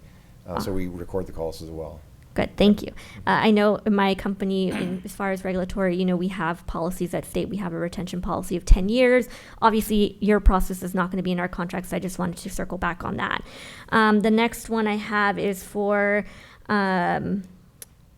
we talked about Article 6, which was the 2 years. I'd like an update in one. Article 8.2, there's mention of a discount for disabled and low-income seniors, and I'm wondering, out of curiosity, how do you publicize that and outreach to those low-income or disabled seniors so that they know that they qualify for a discount? Typically, right now, we do it in the annual newsletter. That's how we make it people aware of it. I'm not sure if we do anything beyond that, but that's typically how we do it. One comment, suggestion, recommendation would be to reach out to areas that we know that have low-income families, especially our seniors, specifically in our mobile home parks. I have the majority of those mobile home parks in my district, but there are also some located one in each, and then I believe one in Councilmember O'Neill's. But we know that low-income seniors live there, and so we want to make sure that if there's an opportunity for our seniors to save money, that we're ensuring that they have that opportunity. And other than that, I just want to say thank you for including the neighborhood cleanups. I, urged and requested that to happen district by district last year, so I'm really excited to see that coming back, and all of the additional bells and whistles that are coming with this contract. I vigorously watched what was happening in Santa Ana, and I made sure to take notes, and I wanted to ensure that our city also got some of those benefits. So thank you so much for all the work that you put into this, and I'm really proud to be able to extend the relationship that we currently have. I have yet to hear any major complaints from my residents regarding Republic, so I'm happy to continue that relationship. Thank you very much. Thank you very much. Thank you. Any other questions or motion? I'll motion to approve. Second it. Motion and a second. Please call for the vote. Sorry, who called the second? Is it George or I? It doesn't matter. It was a tie over there somewhere. Yeah. Oh, Just paper, Kim. scissors. We'll go with Kim Nguyen, I think, beat him from my She ear. made the my- motion my left. and, okay, but wait a second. Oh, I'm sorry, you motioned it. It was a tie over here. Okay. Whatever you heard. No, yours isn't working. There we go. There's a competition. Motion received, 6 yes votes. All right, thank you. So that's it for sanitation. Other than any other matters for board members? Seeing none, hearing none, we will adjourn the sanitary district meeting until the next scheduled meeting, which would be Tuesday, July 26th, in this room at 5:30 or 6:30. Thank you. And we'll back over to city council. Well, we'll, Take a 5. yeah, we're going to take a 5-minute break, and then we'll come back to successor agency. Thank you. Thanks, everybody.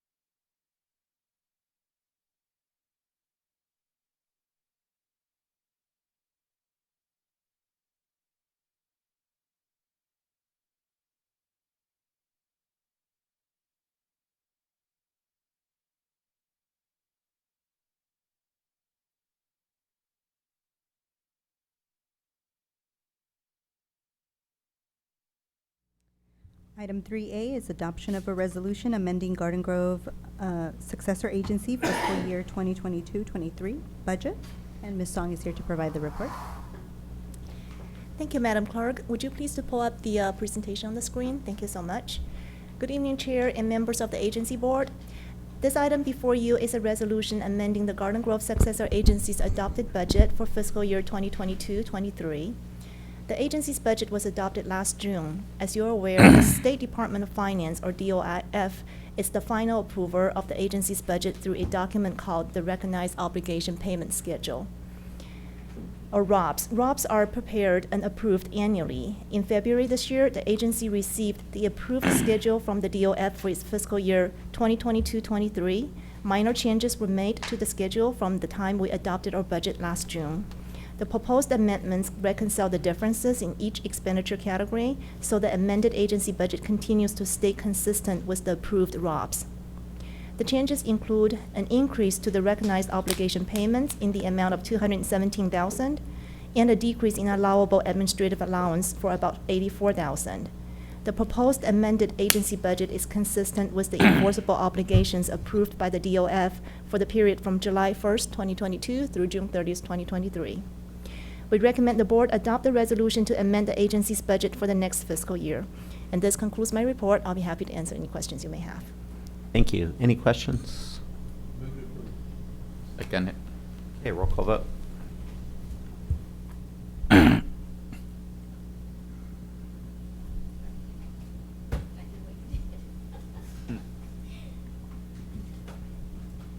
Motion received, 6 yes votes. Thank you. Any matters from agency members? Okay, seeing none, we'll adjourn and go back to City Council. We'll reconvene. That takes us on to consent items. It's recommended that items 3A through 3L be acted on simultaneously unless anyone would like to pull an item. Move to approve? Second. Roll call vote.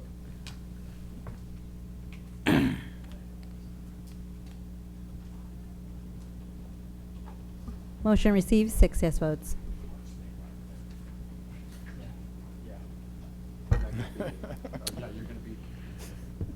Alrighty, public hearings.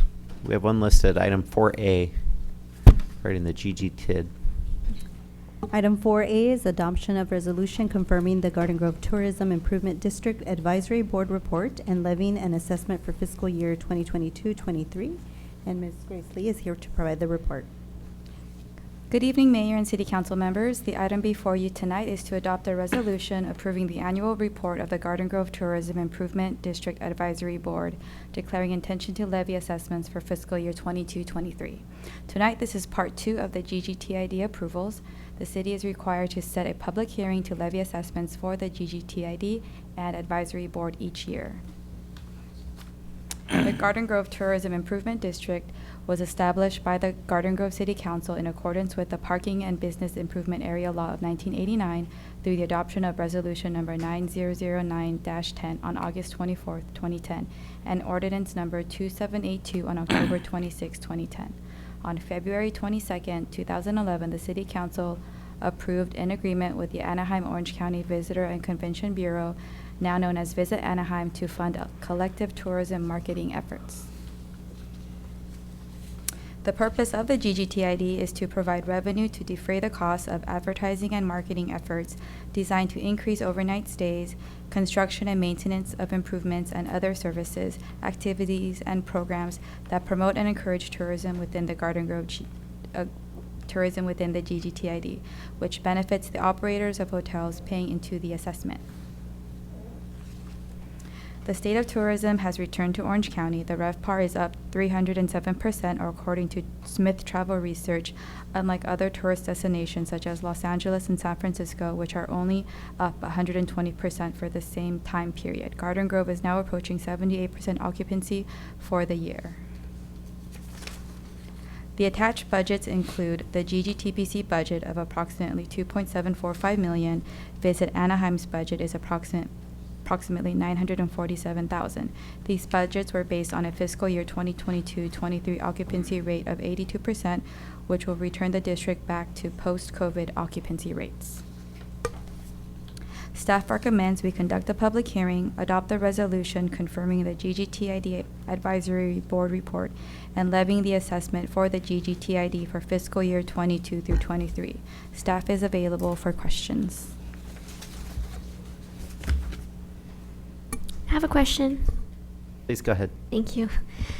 For improvements regarding the street, does that come out of this or does this come out of the city budget?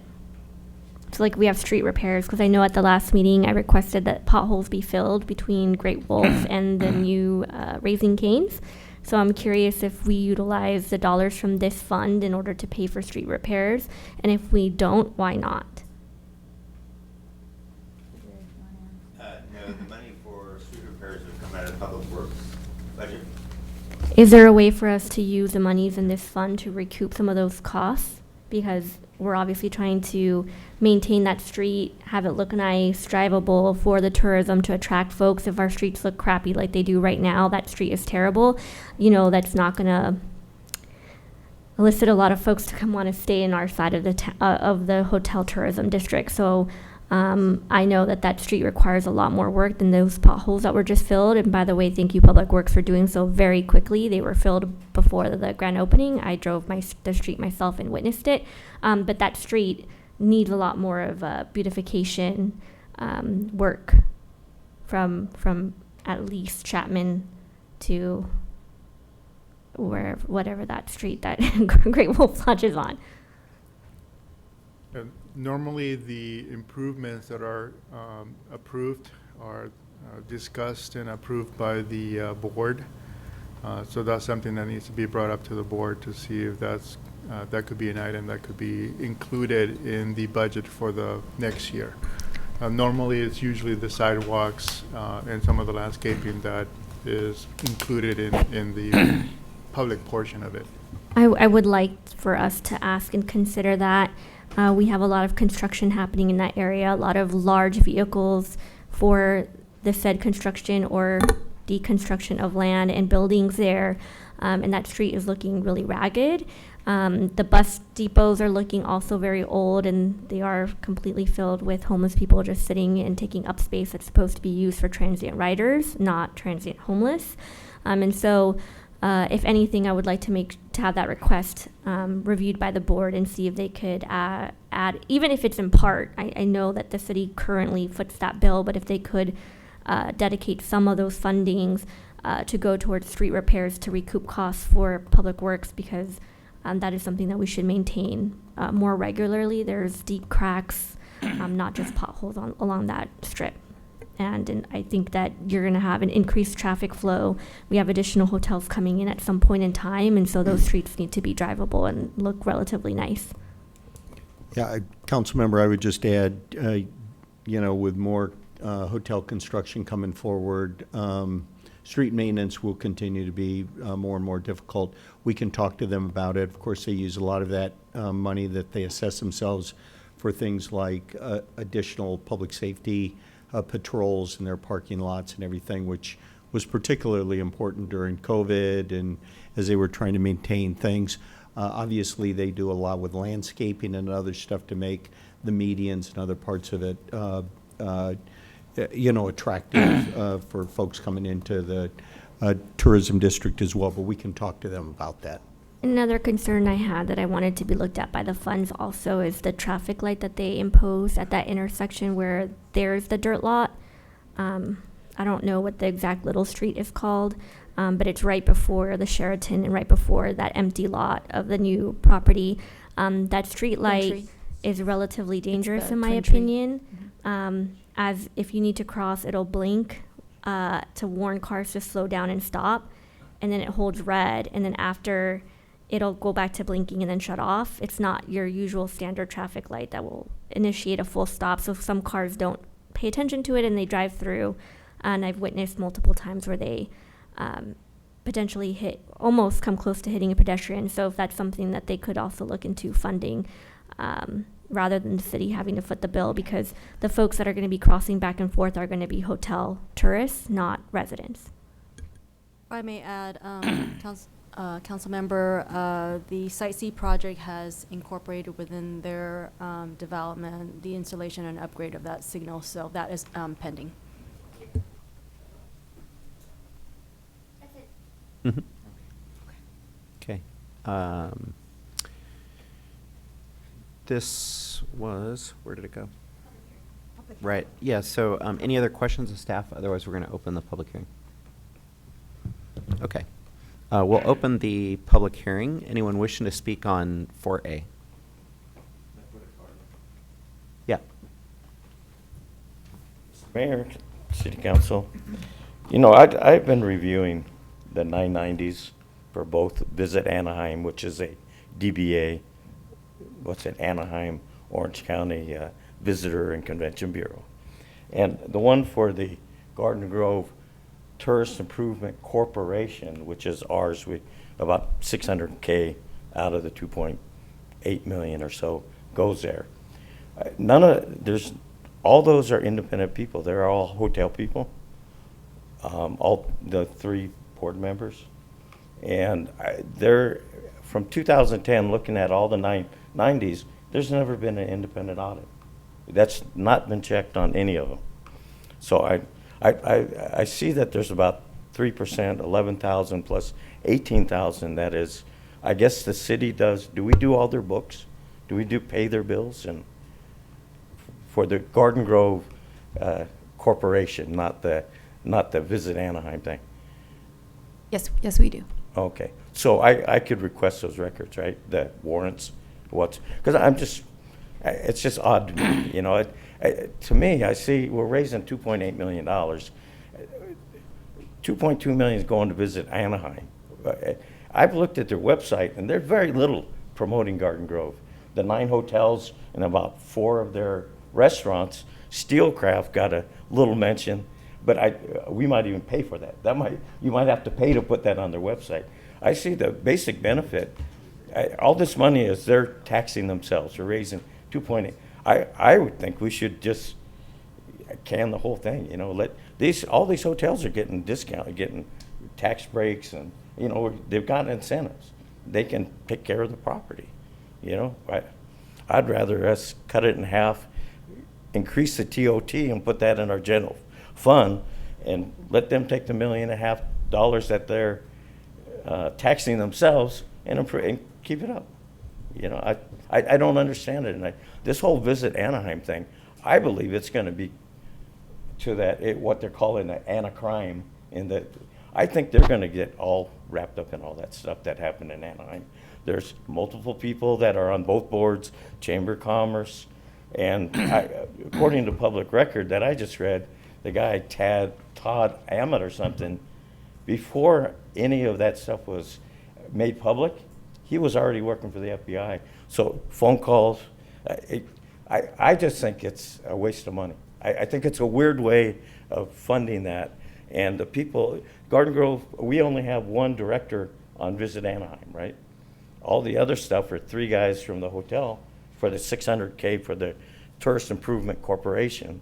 I don't see where according to the 990s, since 2010, there's never been an independent audit. And it just seems an odd way. I don't know if there's a benefit. What's the benefit for doing it that way instead of just telling them to take care of that and then raise the TOT in the general fund and we take care of the street, you know, and the landscaping. The money that's supposed to go for the money for the Garden Grove Tourist Improvement Corporation is supposed to go to bus stops, landscaping, security, and that's about it, right? About $600K a year. So I don't know, when they have that much money, I don't know why a bus stop would be all ready. I live very close to that area, so I agree with you on the light. Anyway, thank you for your time. Thank you. Is there anyone wishing to speak on 4A? Okay, we'll go ahead and close the public hearing. City Clerk, have we received any protests?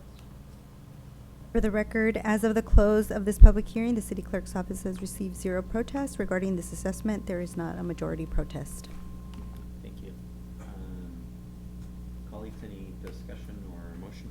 I do have a quick, I would like to see what kind of benefit this Garden Grove TID actually brings. You know, I get it, the improvement, the quality, and hopefully we can use this thing for things like Councilman Nguyen has talked about. But I do question the benefit for the community of Garden Grove in particular.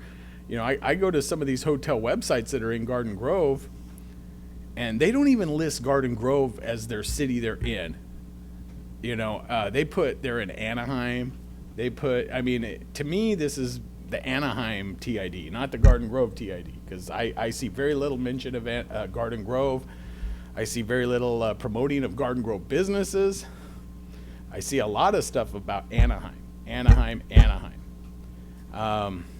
You know, I don't see any pride in our city involved at all in this. So I would like to see some kind of audit or an analysis of what kind of benefit we're actually getting from this. You know, it doesn't even need to be annually, but at least every 4 years, every 5 years. Is this worth doing still? I don't know.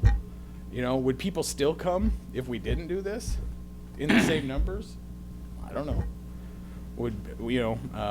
So I think it's really kind of a hard thing to quantify. But anyway, that's my thoughts.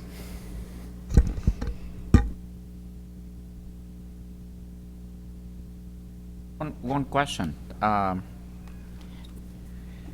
Is there any member of the city, like management office, be a part of this board, or it's just them by themselves? Councilmember Bowie, yes, Greg does participate on the GGT board meetings as well as the Visit Anaheim. And I believe City Manager Stiles is on the executive board of Visit Anaheim as well. Could we from time to time get you know, report and visibility of what they are doing? Because to me, this is just a black hole that I don't know anything about what they do, why they're doing it, and what do they plan to do for our city. We can make sure we get you those reports, Councilman. Okay. I'll move the item. Thank you. Roll call vote, please.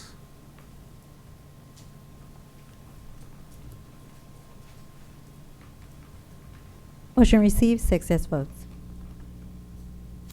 All right, that takes us on to items for consideration 5A.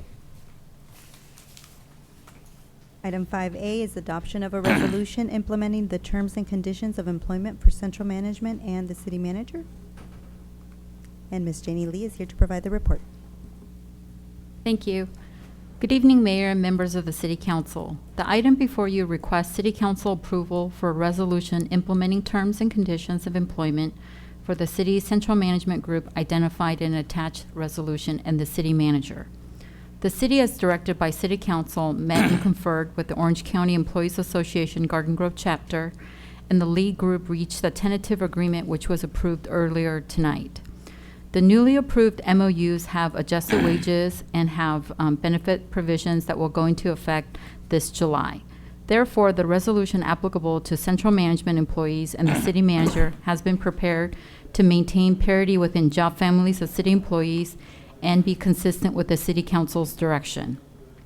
A new resolution applicable to central management employees and the city manager provides the following: a 3.5% base salary increase effective July 2022, a 3.5% base salary increase effective July 2023, and a 3.5% base salary increase effective July 2024. Medical benefit contribution increases in July of 2022, January of 2024, and January of 2025. And Peace Officer Standards of Training certificate pay at $385 per pay period.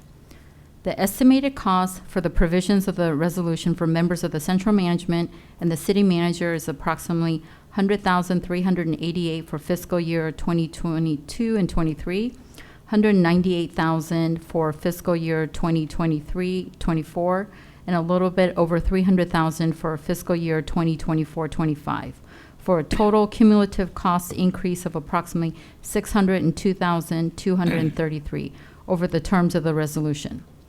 These estimated costs do not include normal increases resulting from annual merit increases, changes in employee specialty pay, eligibility, nor pension costs.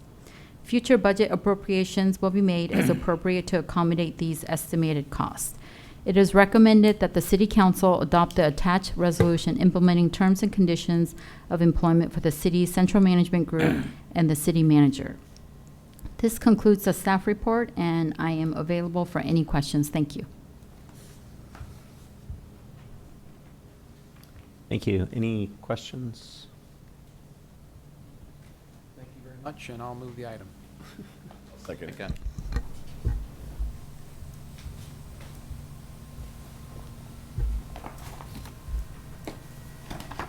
Motion received, 6 yes votes. 5B. Item 5B is adoption of a resolution establishing a capital asset renewal and replacement reserves policy. And Ms. Song is here to provide the report.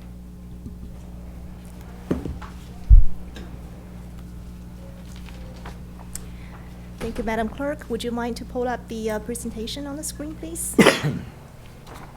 Thank you so much. Good evening, Mr. Mayor and members of the City Council. The item before you is a resolution to establish the City of Garden Grove Capital Asset Renewal and Replacement Reserves Policy. Last June, the City Council approved an infrastructure policy. That policy created a framework to address the city's infrastructure deficit situation and paved the road for long-range planning. There are 3 cornerstones to the infrastructure policy: financial commitment, infrastructure stewardship, and strategic planning. These cornerstones take the forms of policies and management plans. For example, financial commitment is enforced by capital replacement reserves policy. The infrastructure stewardship is achieved through asset management plans and comprehensive infrastructure plans, such as a parks master plan, facilitate the long-term strategic planning. Today, we focus on the first cornerstone, the financial commitment, and bring to you the Garden Grove Capital Asset Renewal and Replacement Policy. First of all, the purpose of this policy is to ensure adequate funding for existing assets, protect public investment, and maximize the assets' values. The policy is designed to support a proactive financial management approach. Consistent with the infrastructure policy, this policy also categorizes the city's assets into 6 categories: roads, storm drainage facilities, buildings and facilities, parks and medians, equipment and vehicles, and technology. Funding strategies are based on asset category. Some have designated revenue sources, such as roads, storm drains. Some are funded through internal service charges, a financing tool to collect the funds needed to maintain and replace those assets. The fleet and technology assets are funded by internal service funds. In general, restricted funds should be used first and unrestricted last. For example, gas tax, Measure M2, development impact fees, grant funds are all considered restricted funds. When funding from these sources are not sufficient to cover the necessary costs, general fund would cover the shortfall. Multiple asset categories are funded by both restricted and unrestricted funds, such as roads and storm drains. The Capital Assets Renewal and Replacement Reserves Policy also established the responsibilities across all levels of the city organization. City Council is responsible for policy setting and approve the funding needs. City Manager is responsible to ensure the implementation of the policy and recommend budget appropriations to fund the policy. The Finance Director administers the policy for compliance and recommends adjustments on funding levels as necessary. And other department directors and their personnel will continue to be very involved in the management of the assets, from data collection to condition assessment to new asset acquisition analysis to recommending funding priorities. The policy enforces collaboration among all departments, decision makers, and functional areas. One area of the policy I'd like to highlight is the creation of a Buildings and Structures Internal Service Fund. Currently, there's no established funding mechanism for repairs and replacement for city-owned buildings and facilities. We have been budgeting based on immediate needs. Over the years, this reactive approach has caused deferral in maintenance and costly repairs. This policy creates an internal service fund for this asset category, which will allow funds to be systematically programmed and accumulated based on the asset's age, condition, and other considerations. Based on the most recent statement of valuation, a report we prepare and submits to our insurance carrier, the total replacement cost for all of the existing buildings and structure, excluding water and sewer assets, is about $90 million. Using a 30-year average life cycle, annual depreciation or annual replacement cost is about $3 million. So in the proposed amended budget, we are requesting $3 million from the general fund to establish this new internal service fund. And starting with the next biannual budget, internal service charges will be programmed into the operating budgets. Funding priority will be based on comprehensive facility condition assessments, as shown on the diagram here, which covers site, exterior, interior, ADA requirement, electrical, plumbing, HVAC, and so on. This concludes my report, and I'll be very happy to answer any questions you may have. Thank you, Patricia. Any questions, comments? Just a comment to say, thank you for putting this together. It's really exciting to see that we're going to have a specific line item for building. I know that that's something that, a few years ago when I brought up the pavement improvement plan, that was something that we didn't think about. We didn't have it was on consent, and we were just going to approve without taking any action. So the fact that we're now digging deep into these items and ensuring that we have flows of money coming in to address these issues that we move forward is actually really exciting to me personally. So thank you for that effort, and I would make the motion. I agree. Second. Sorry. I'm just a comment. I think this is an awesome kind of a concept, kind of similar to what we do with the vehicle maintenance fund. If you can take care of those small things before they become big things, it saves the taxpayers a lot of money, right? So we don't have to rebuild a whole side of a building when we could have just changed a 25-cent washer to fix the leak, right? So, this is the kind of thing that I think the community likes to see, that we're maintaining our properties and keeping them in good working order, and it also benefits our city employees as well. So, I'm very pleased with this. Yeah, I'd say very prudent, especially in these times we're in. We're kind of blessed as a city to have the option to do this, so Yeah. I think it's great that we're able to do this at this time. So thank you very much for everything you do. Great. We've got a motion and a second. Call to vote.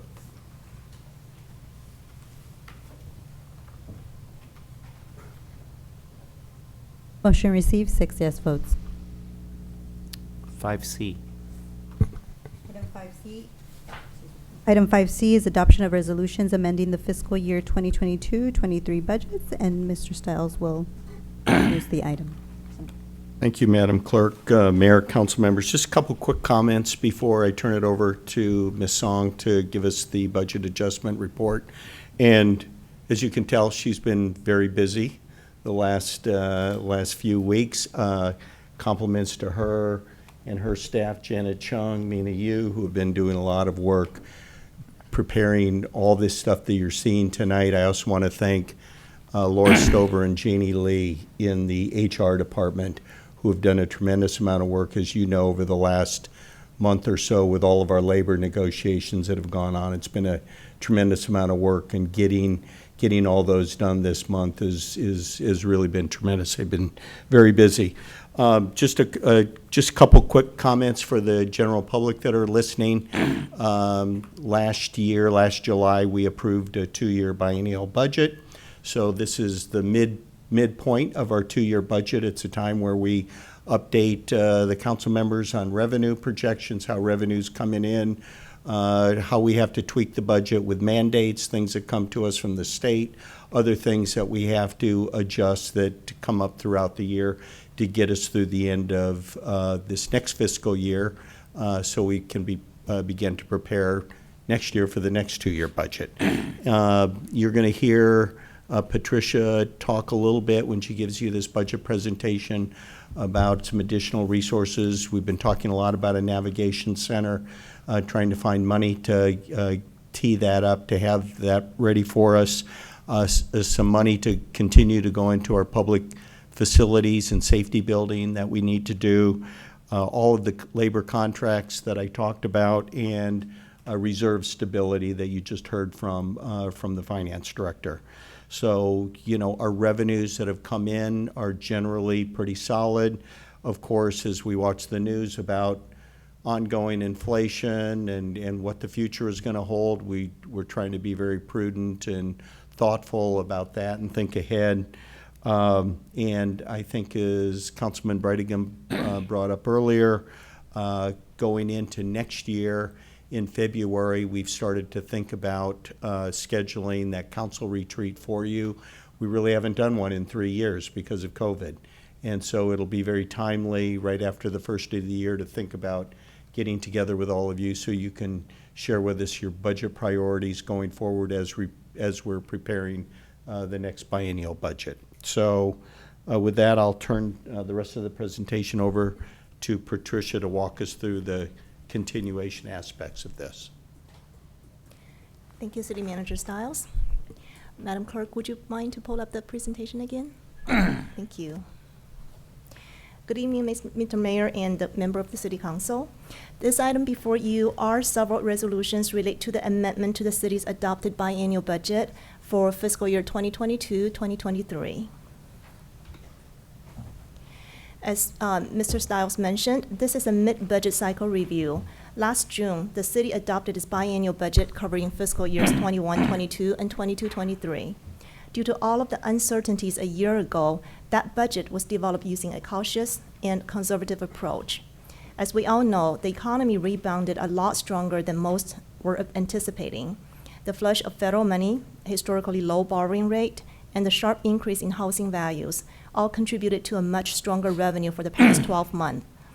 It is necessary for us to amend our second-year budget and realign our available resources with programs, projects, and operational needs that were not addressed in the adopted budget due to budget constraints at that time. The slide here shows the current year general fund's performance. As you can see, we are projecting a positive budget variance of $23 million. All three major revenue sources came in stronger than anticipated. Our revenue consultant adjusted their estimates on sales and property tax quarterly. Based on the most recent update, we are increasing our sales tax and property tax revenue estimates by a total of $11.4 million. Hotel tax also brought in some good surprises. In the adopted budget, we estimated hotel tax revenue at 40% of our peak level, and year to date, we anticipate we will be able to achieve 80% of that level. So this alone will bring in an additional $11.7 million to the city. We understand the high volatility in the current market, with the federal government accelerates the course of tightening its monetary policy, the high inflation, the prolonged interruption to the supply chain. Many are concerned with a possible recession. With that in mind, we are very mindful on how we apply the $23 million positive budget variance. On the right-hand side of the slide, listed are the major proposed uses. $7 million are earmarked for a future navigation center. This amount is not sufficient to cover the cost of acquisition, improvement, and operation of a center, yet it does provide the financial means to staff to secure a facility and move forward with this effort. An additional $8 million is proposed to be designated to the public facilities, police building renovation, and the civic center project. In our adopted budget, we have slated $17.5 million for this initiative, and staff has started with project planning and feasibility research during the year. Community engagement is being conducted, and an advisor selection process will soon conclude to officially kick off the planning phase. In 2019, the City Council adopted a general fund reserves policy. This policy created a stability reserve, and the targeted reserve amount was set at 16.7% of the adopted general fund operating revenue. This represents 2 months of general fund operations. This amount excludes any one-time funds such as the ARPA money. Currently, there's $22.5 million in this reserve. As revenue has grown since 2019, it is necessary to increase this reserve amount to stay compliant with our policy. So staff is proposing to increase the general fund stability reserve by $3.2 million with the anticipated budget surplus from the current year. Earlier, the City Council has approved the capital assets replacement and renewal reserves policy. This policy creates a new internal service fund, buildings and facilities rehabilitation fund, the amended budget is also requesting a $3 million transfer from the general fund's anticipated budget surplus to fund for this new fund, the new internal service fund. Lastly, we're proposing a transfer of $1.6 million from the general fund to the workers' compensation fund. In the past 2 years, due to budget constraints, we have held the workers' comp internal service charges despite the increase in premium and settlement costs. The workers' comp fund has been underfunded, in other words. So to maintain the health of the fund, we are recommending to replenish the fund by transferring $1.6 million from the general fund at this time. Moving forward to year 2. This slide shows revised revenue estimates for fiscal year 22-23. Good news is that we are projecting another favorable budget variance of $11.4 million. And this money will be used to cover certain necessary increases proposed in the amended budget. And these increases include anticipated labor cost increase in the amount of $2.8 million. Earlier tonight, the City Council approved the MOUs with 2 labor groups, a resolution for middle management, and terms and conditions of employment for central management group. MOUs with police officers and police management were also approved recently. We estimate the cost of these impact of these labor agreements to the general fund is about $2.8 million for the next fiscal year. And this amount is included in the amended budget for your consideration. Increase in contribution towards CalPERS unfunded liability in the amount $1.7 million.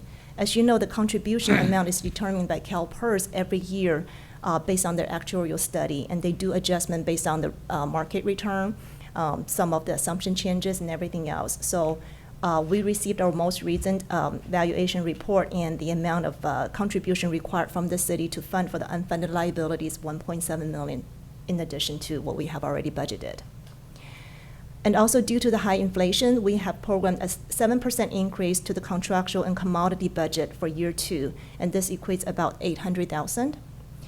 The last bullet point is the inclusion of $2.8 million in supplemental requests. And a breakdown of these items will be discussed shortly.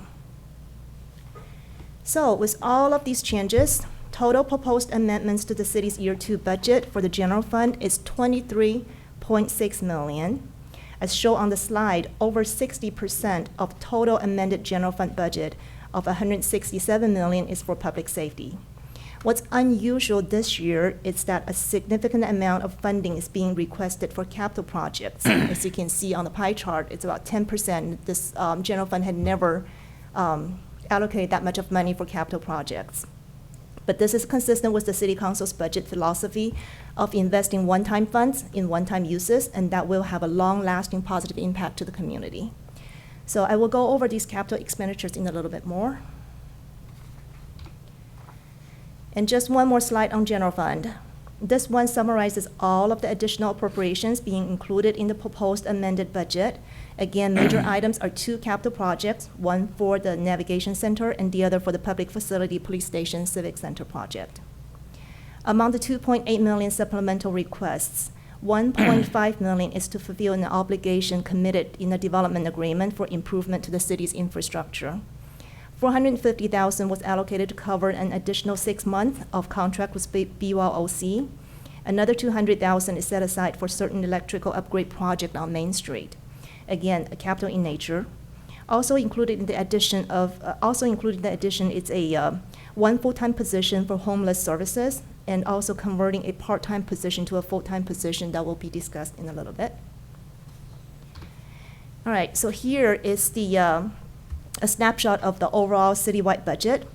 Besides the changes discussed extensively for the general fund, there is a total of $12.8 million increase to the other funds across the city. For other governmental funds, the increase is attributable to additional grant funding of $2 million anticipated to be received in year 2.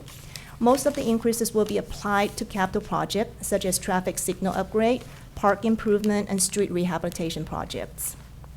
Water Enterprise Fund is requesting an additional appropriation of $3 million, besides minor operating cost increases.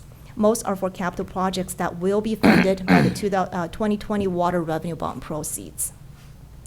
We discussed the budget amendment earlier tonight for successor agency, very minor change from the adopted budget.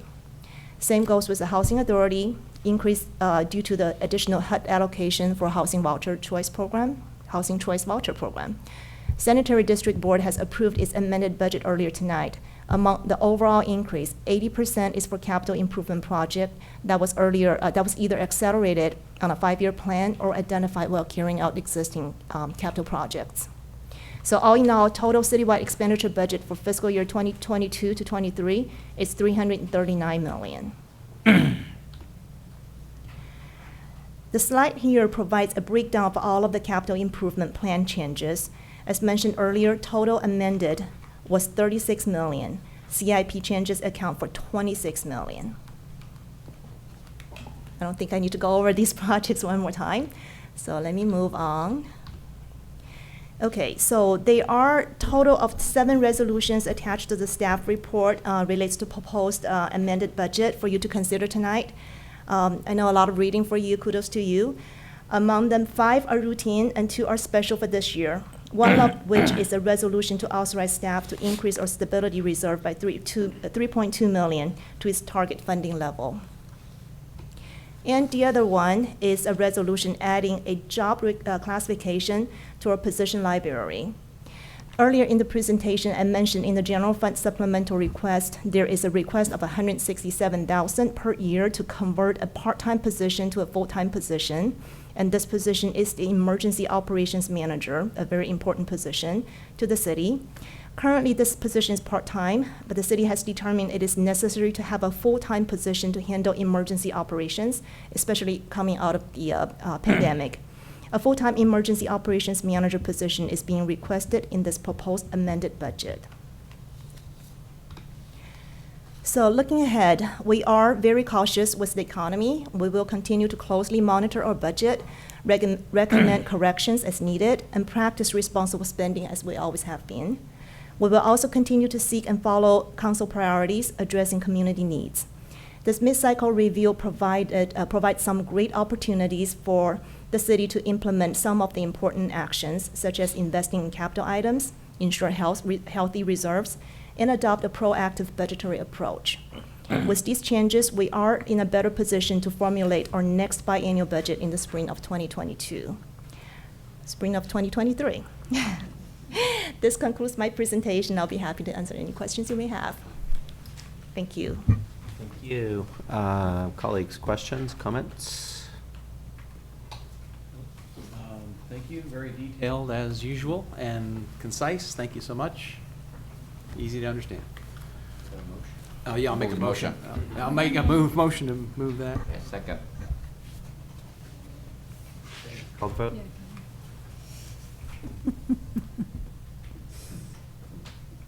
Motion received, 6 yes votes.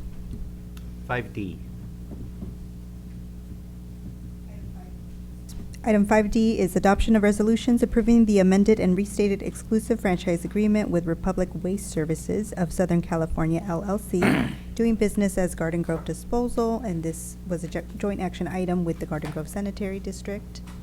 And Mr. Omar is here to provide the report. I'd love to repeat the whole report. I mean, I remember what I said, though. Say ditto. Ditto. Okay, so this is a joint action. We already took action on the sanitary level. We just have to do it for formality on council as well. Correct, because it's a resolution. Move to approve. Thank you. Call the vote, please.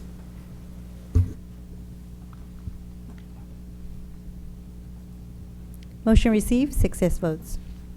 Thank you. Ordinances presented for a second reading and adoption, 6A. Item 6A is second reading of ordinance number 2936, entitled An Ordinance of the City Council of the City of Garden Grove establishing the amount of money for paramedic services that must be raised by an ad valorem tax override and the setting of the tax rate of said override.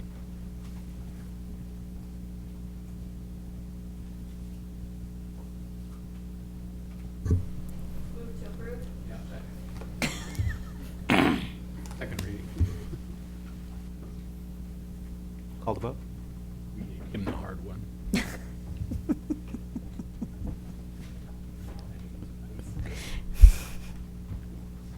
Motion received, 6 yes votes.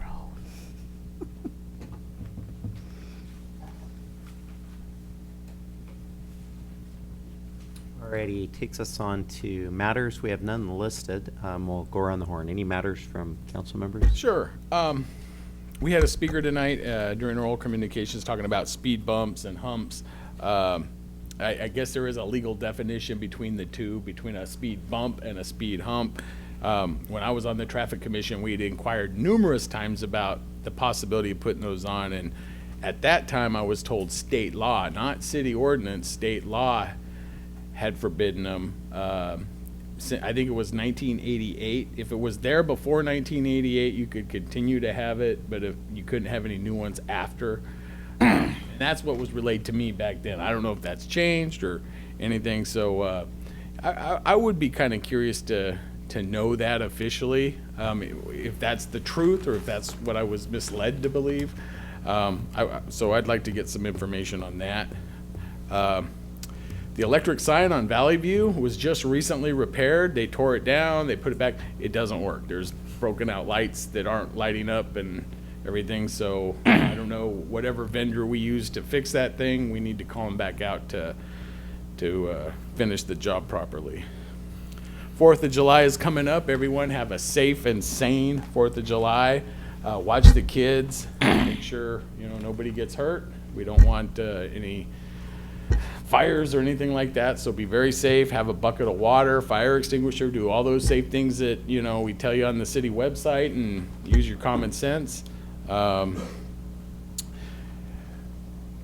Lastly, guarding, at least my district has been getting, at least the appearance that we're getting hit a lot harder with these catalytic converter thefts and some vehicle thefts, and I'm sure it's citywide. It's becoming a big issue, at least the public perception. Fortunately, Councilmember Tuhawin proposed an ordinance, and we passed that ordinance, making it illegal to have possession of those things. The problem is identifying them. Once a police officer stops a person with 10 of them, how do you know who they belong to or whatnot? I am doing a catalytic converter engraving event, open free of charge to all the city of Garden Grove. Any resident who lives in Garden Grove, you do need a driver's license, though, because that's what we're putting on your catalytic converter, your driver's license number. Okay, so you need to bring the driver's license. It's going to be July 10th, which is going to be at 9 a.m. to 1 p.m. Free of charge. Come by. Garden Grove Police will be there with their unit. What do they call it? Community Relations Unit. And say hi. We'll have a cup of coffee and get your catalytic converter engraved for you free of charge. So hopefully that'll help to combat some of this stuff. Again, it's not just for my district, that's for the whole city. Anybody wants to come on over there. It's going to be at Grease Monkey Garage on Chapman and Knott. Okay, Saturday, July 10th, between 9 and 1 p.m. So be there, be square. That is all. That is all. Just likewise, I'd like everybody to have a happy and safe 4th of July. Just keeping a close eye on the kids near the pool. I have a pool, so that's my biggest concern. If you got an open gate, those gates are supposed to shut automatically. Got to watch the kids. And then secondly, like George said, if you do any of the fireworks, safe and sane, and you put them in a trash can, put water on them, don't bring that close to your house. Leave it out, 20 feet away from the house in the yard somewhere in water. Because I've seen most of our house fires that happen a few hours later while you're asleep is because the can was too close to the house or underneath an eave or something. So just, yeah, very common. So that's it. Have a good 4th. Well, don't forget your pet for the 4th of July. Keep your pet inside the house. Secure your pet, because you don't want to look for the lost pet somewhere running the street. I think that's the most important. And happy the 4th of July. That's all I have. Just wanted to relate to staff that I received complaints about the playground equipment at Faline Park. Not sure if that's on the schedule to be refurbished or replaced anytime soon, but I did see that comment, so I wanted to relate it to staff. Obviously, 4th of July is around the corner, and I am, for one, extremely annoyed because fireworks started probably 3 months ago. and not that anyone is listening to this meeting now or paying attention, but for whoever is, please just be considerate of when you are, blowing off those things. I know my dog, for one, absolutely hates it. I had to drug him tonight before coming here because there was fireworks going off right before, and he was already hiding and trying to claw his way into the bathroom. So it's a serious concern. It's not fun. They're going off at 2 o'clock in the morning, 3 o'clock in the morning, 4 o'clock in the morning, and some of us have to work. I don't know what y'all are doing at that hour, but I'm trying to sleep. So please be mindful. It also affects our veterans who may have PTSD. So just, be neighborly and be considerate about when you're using those fireworks. Thank you. It has been brought to my attention in the last few days that the state legislative has passed a new Senate bill, SB 357, in which it is no longer illegal to stand on public streets, sidewalks, and properties and soliciting for prostitution. When I read this bill, I'm very concerned, and it flashed back some 30 years ago, where Harbor Boulevard is a norm for prostitution. We certainly don't want that to happen again. Fortunately, this law passed in September 21st, which is almost 6 months, 7 months ago. And the governor has not signed the bill yet. Don't know whether he will sign it or not signing it, but I'm going to send a letter to the governors urging him to veto it and not signing it. It passed both the House, the Senate, and the Assembly. And I also would like to suggest that the city management office contact the tourism, Garden Grove Tourism Board to see if they would join us, urging the governor not to sign it into law. I think it's very important because we do not want prostitution to be back in Garden Grove again. If he sign it, I do not know what our next remedy would be, whether we can consider passing a resolution where we can fine those who do it $1,000, because it's no longer a criminal if once the governor signed it into law.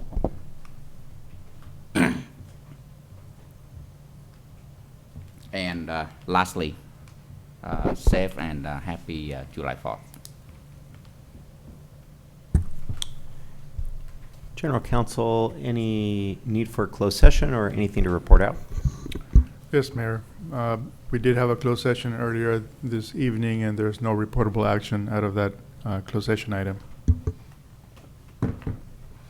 Thank you.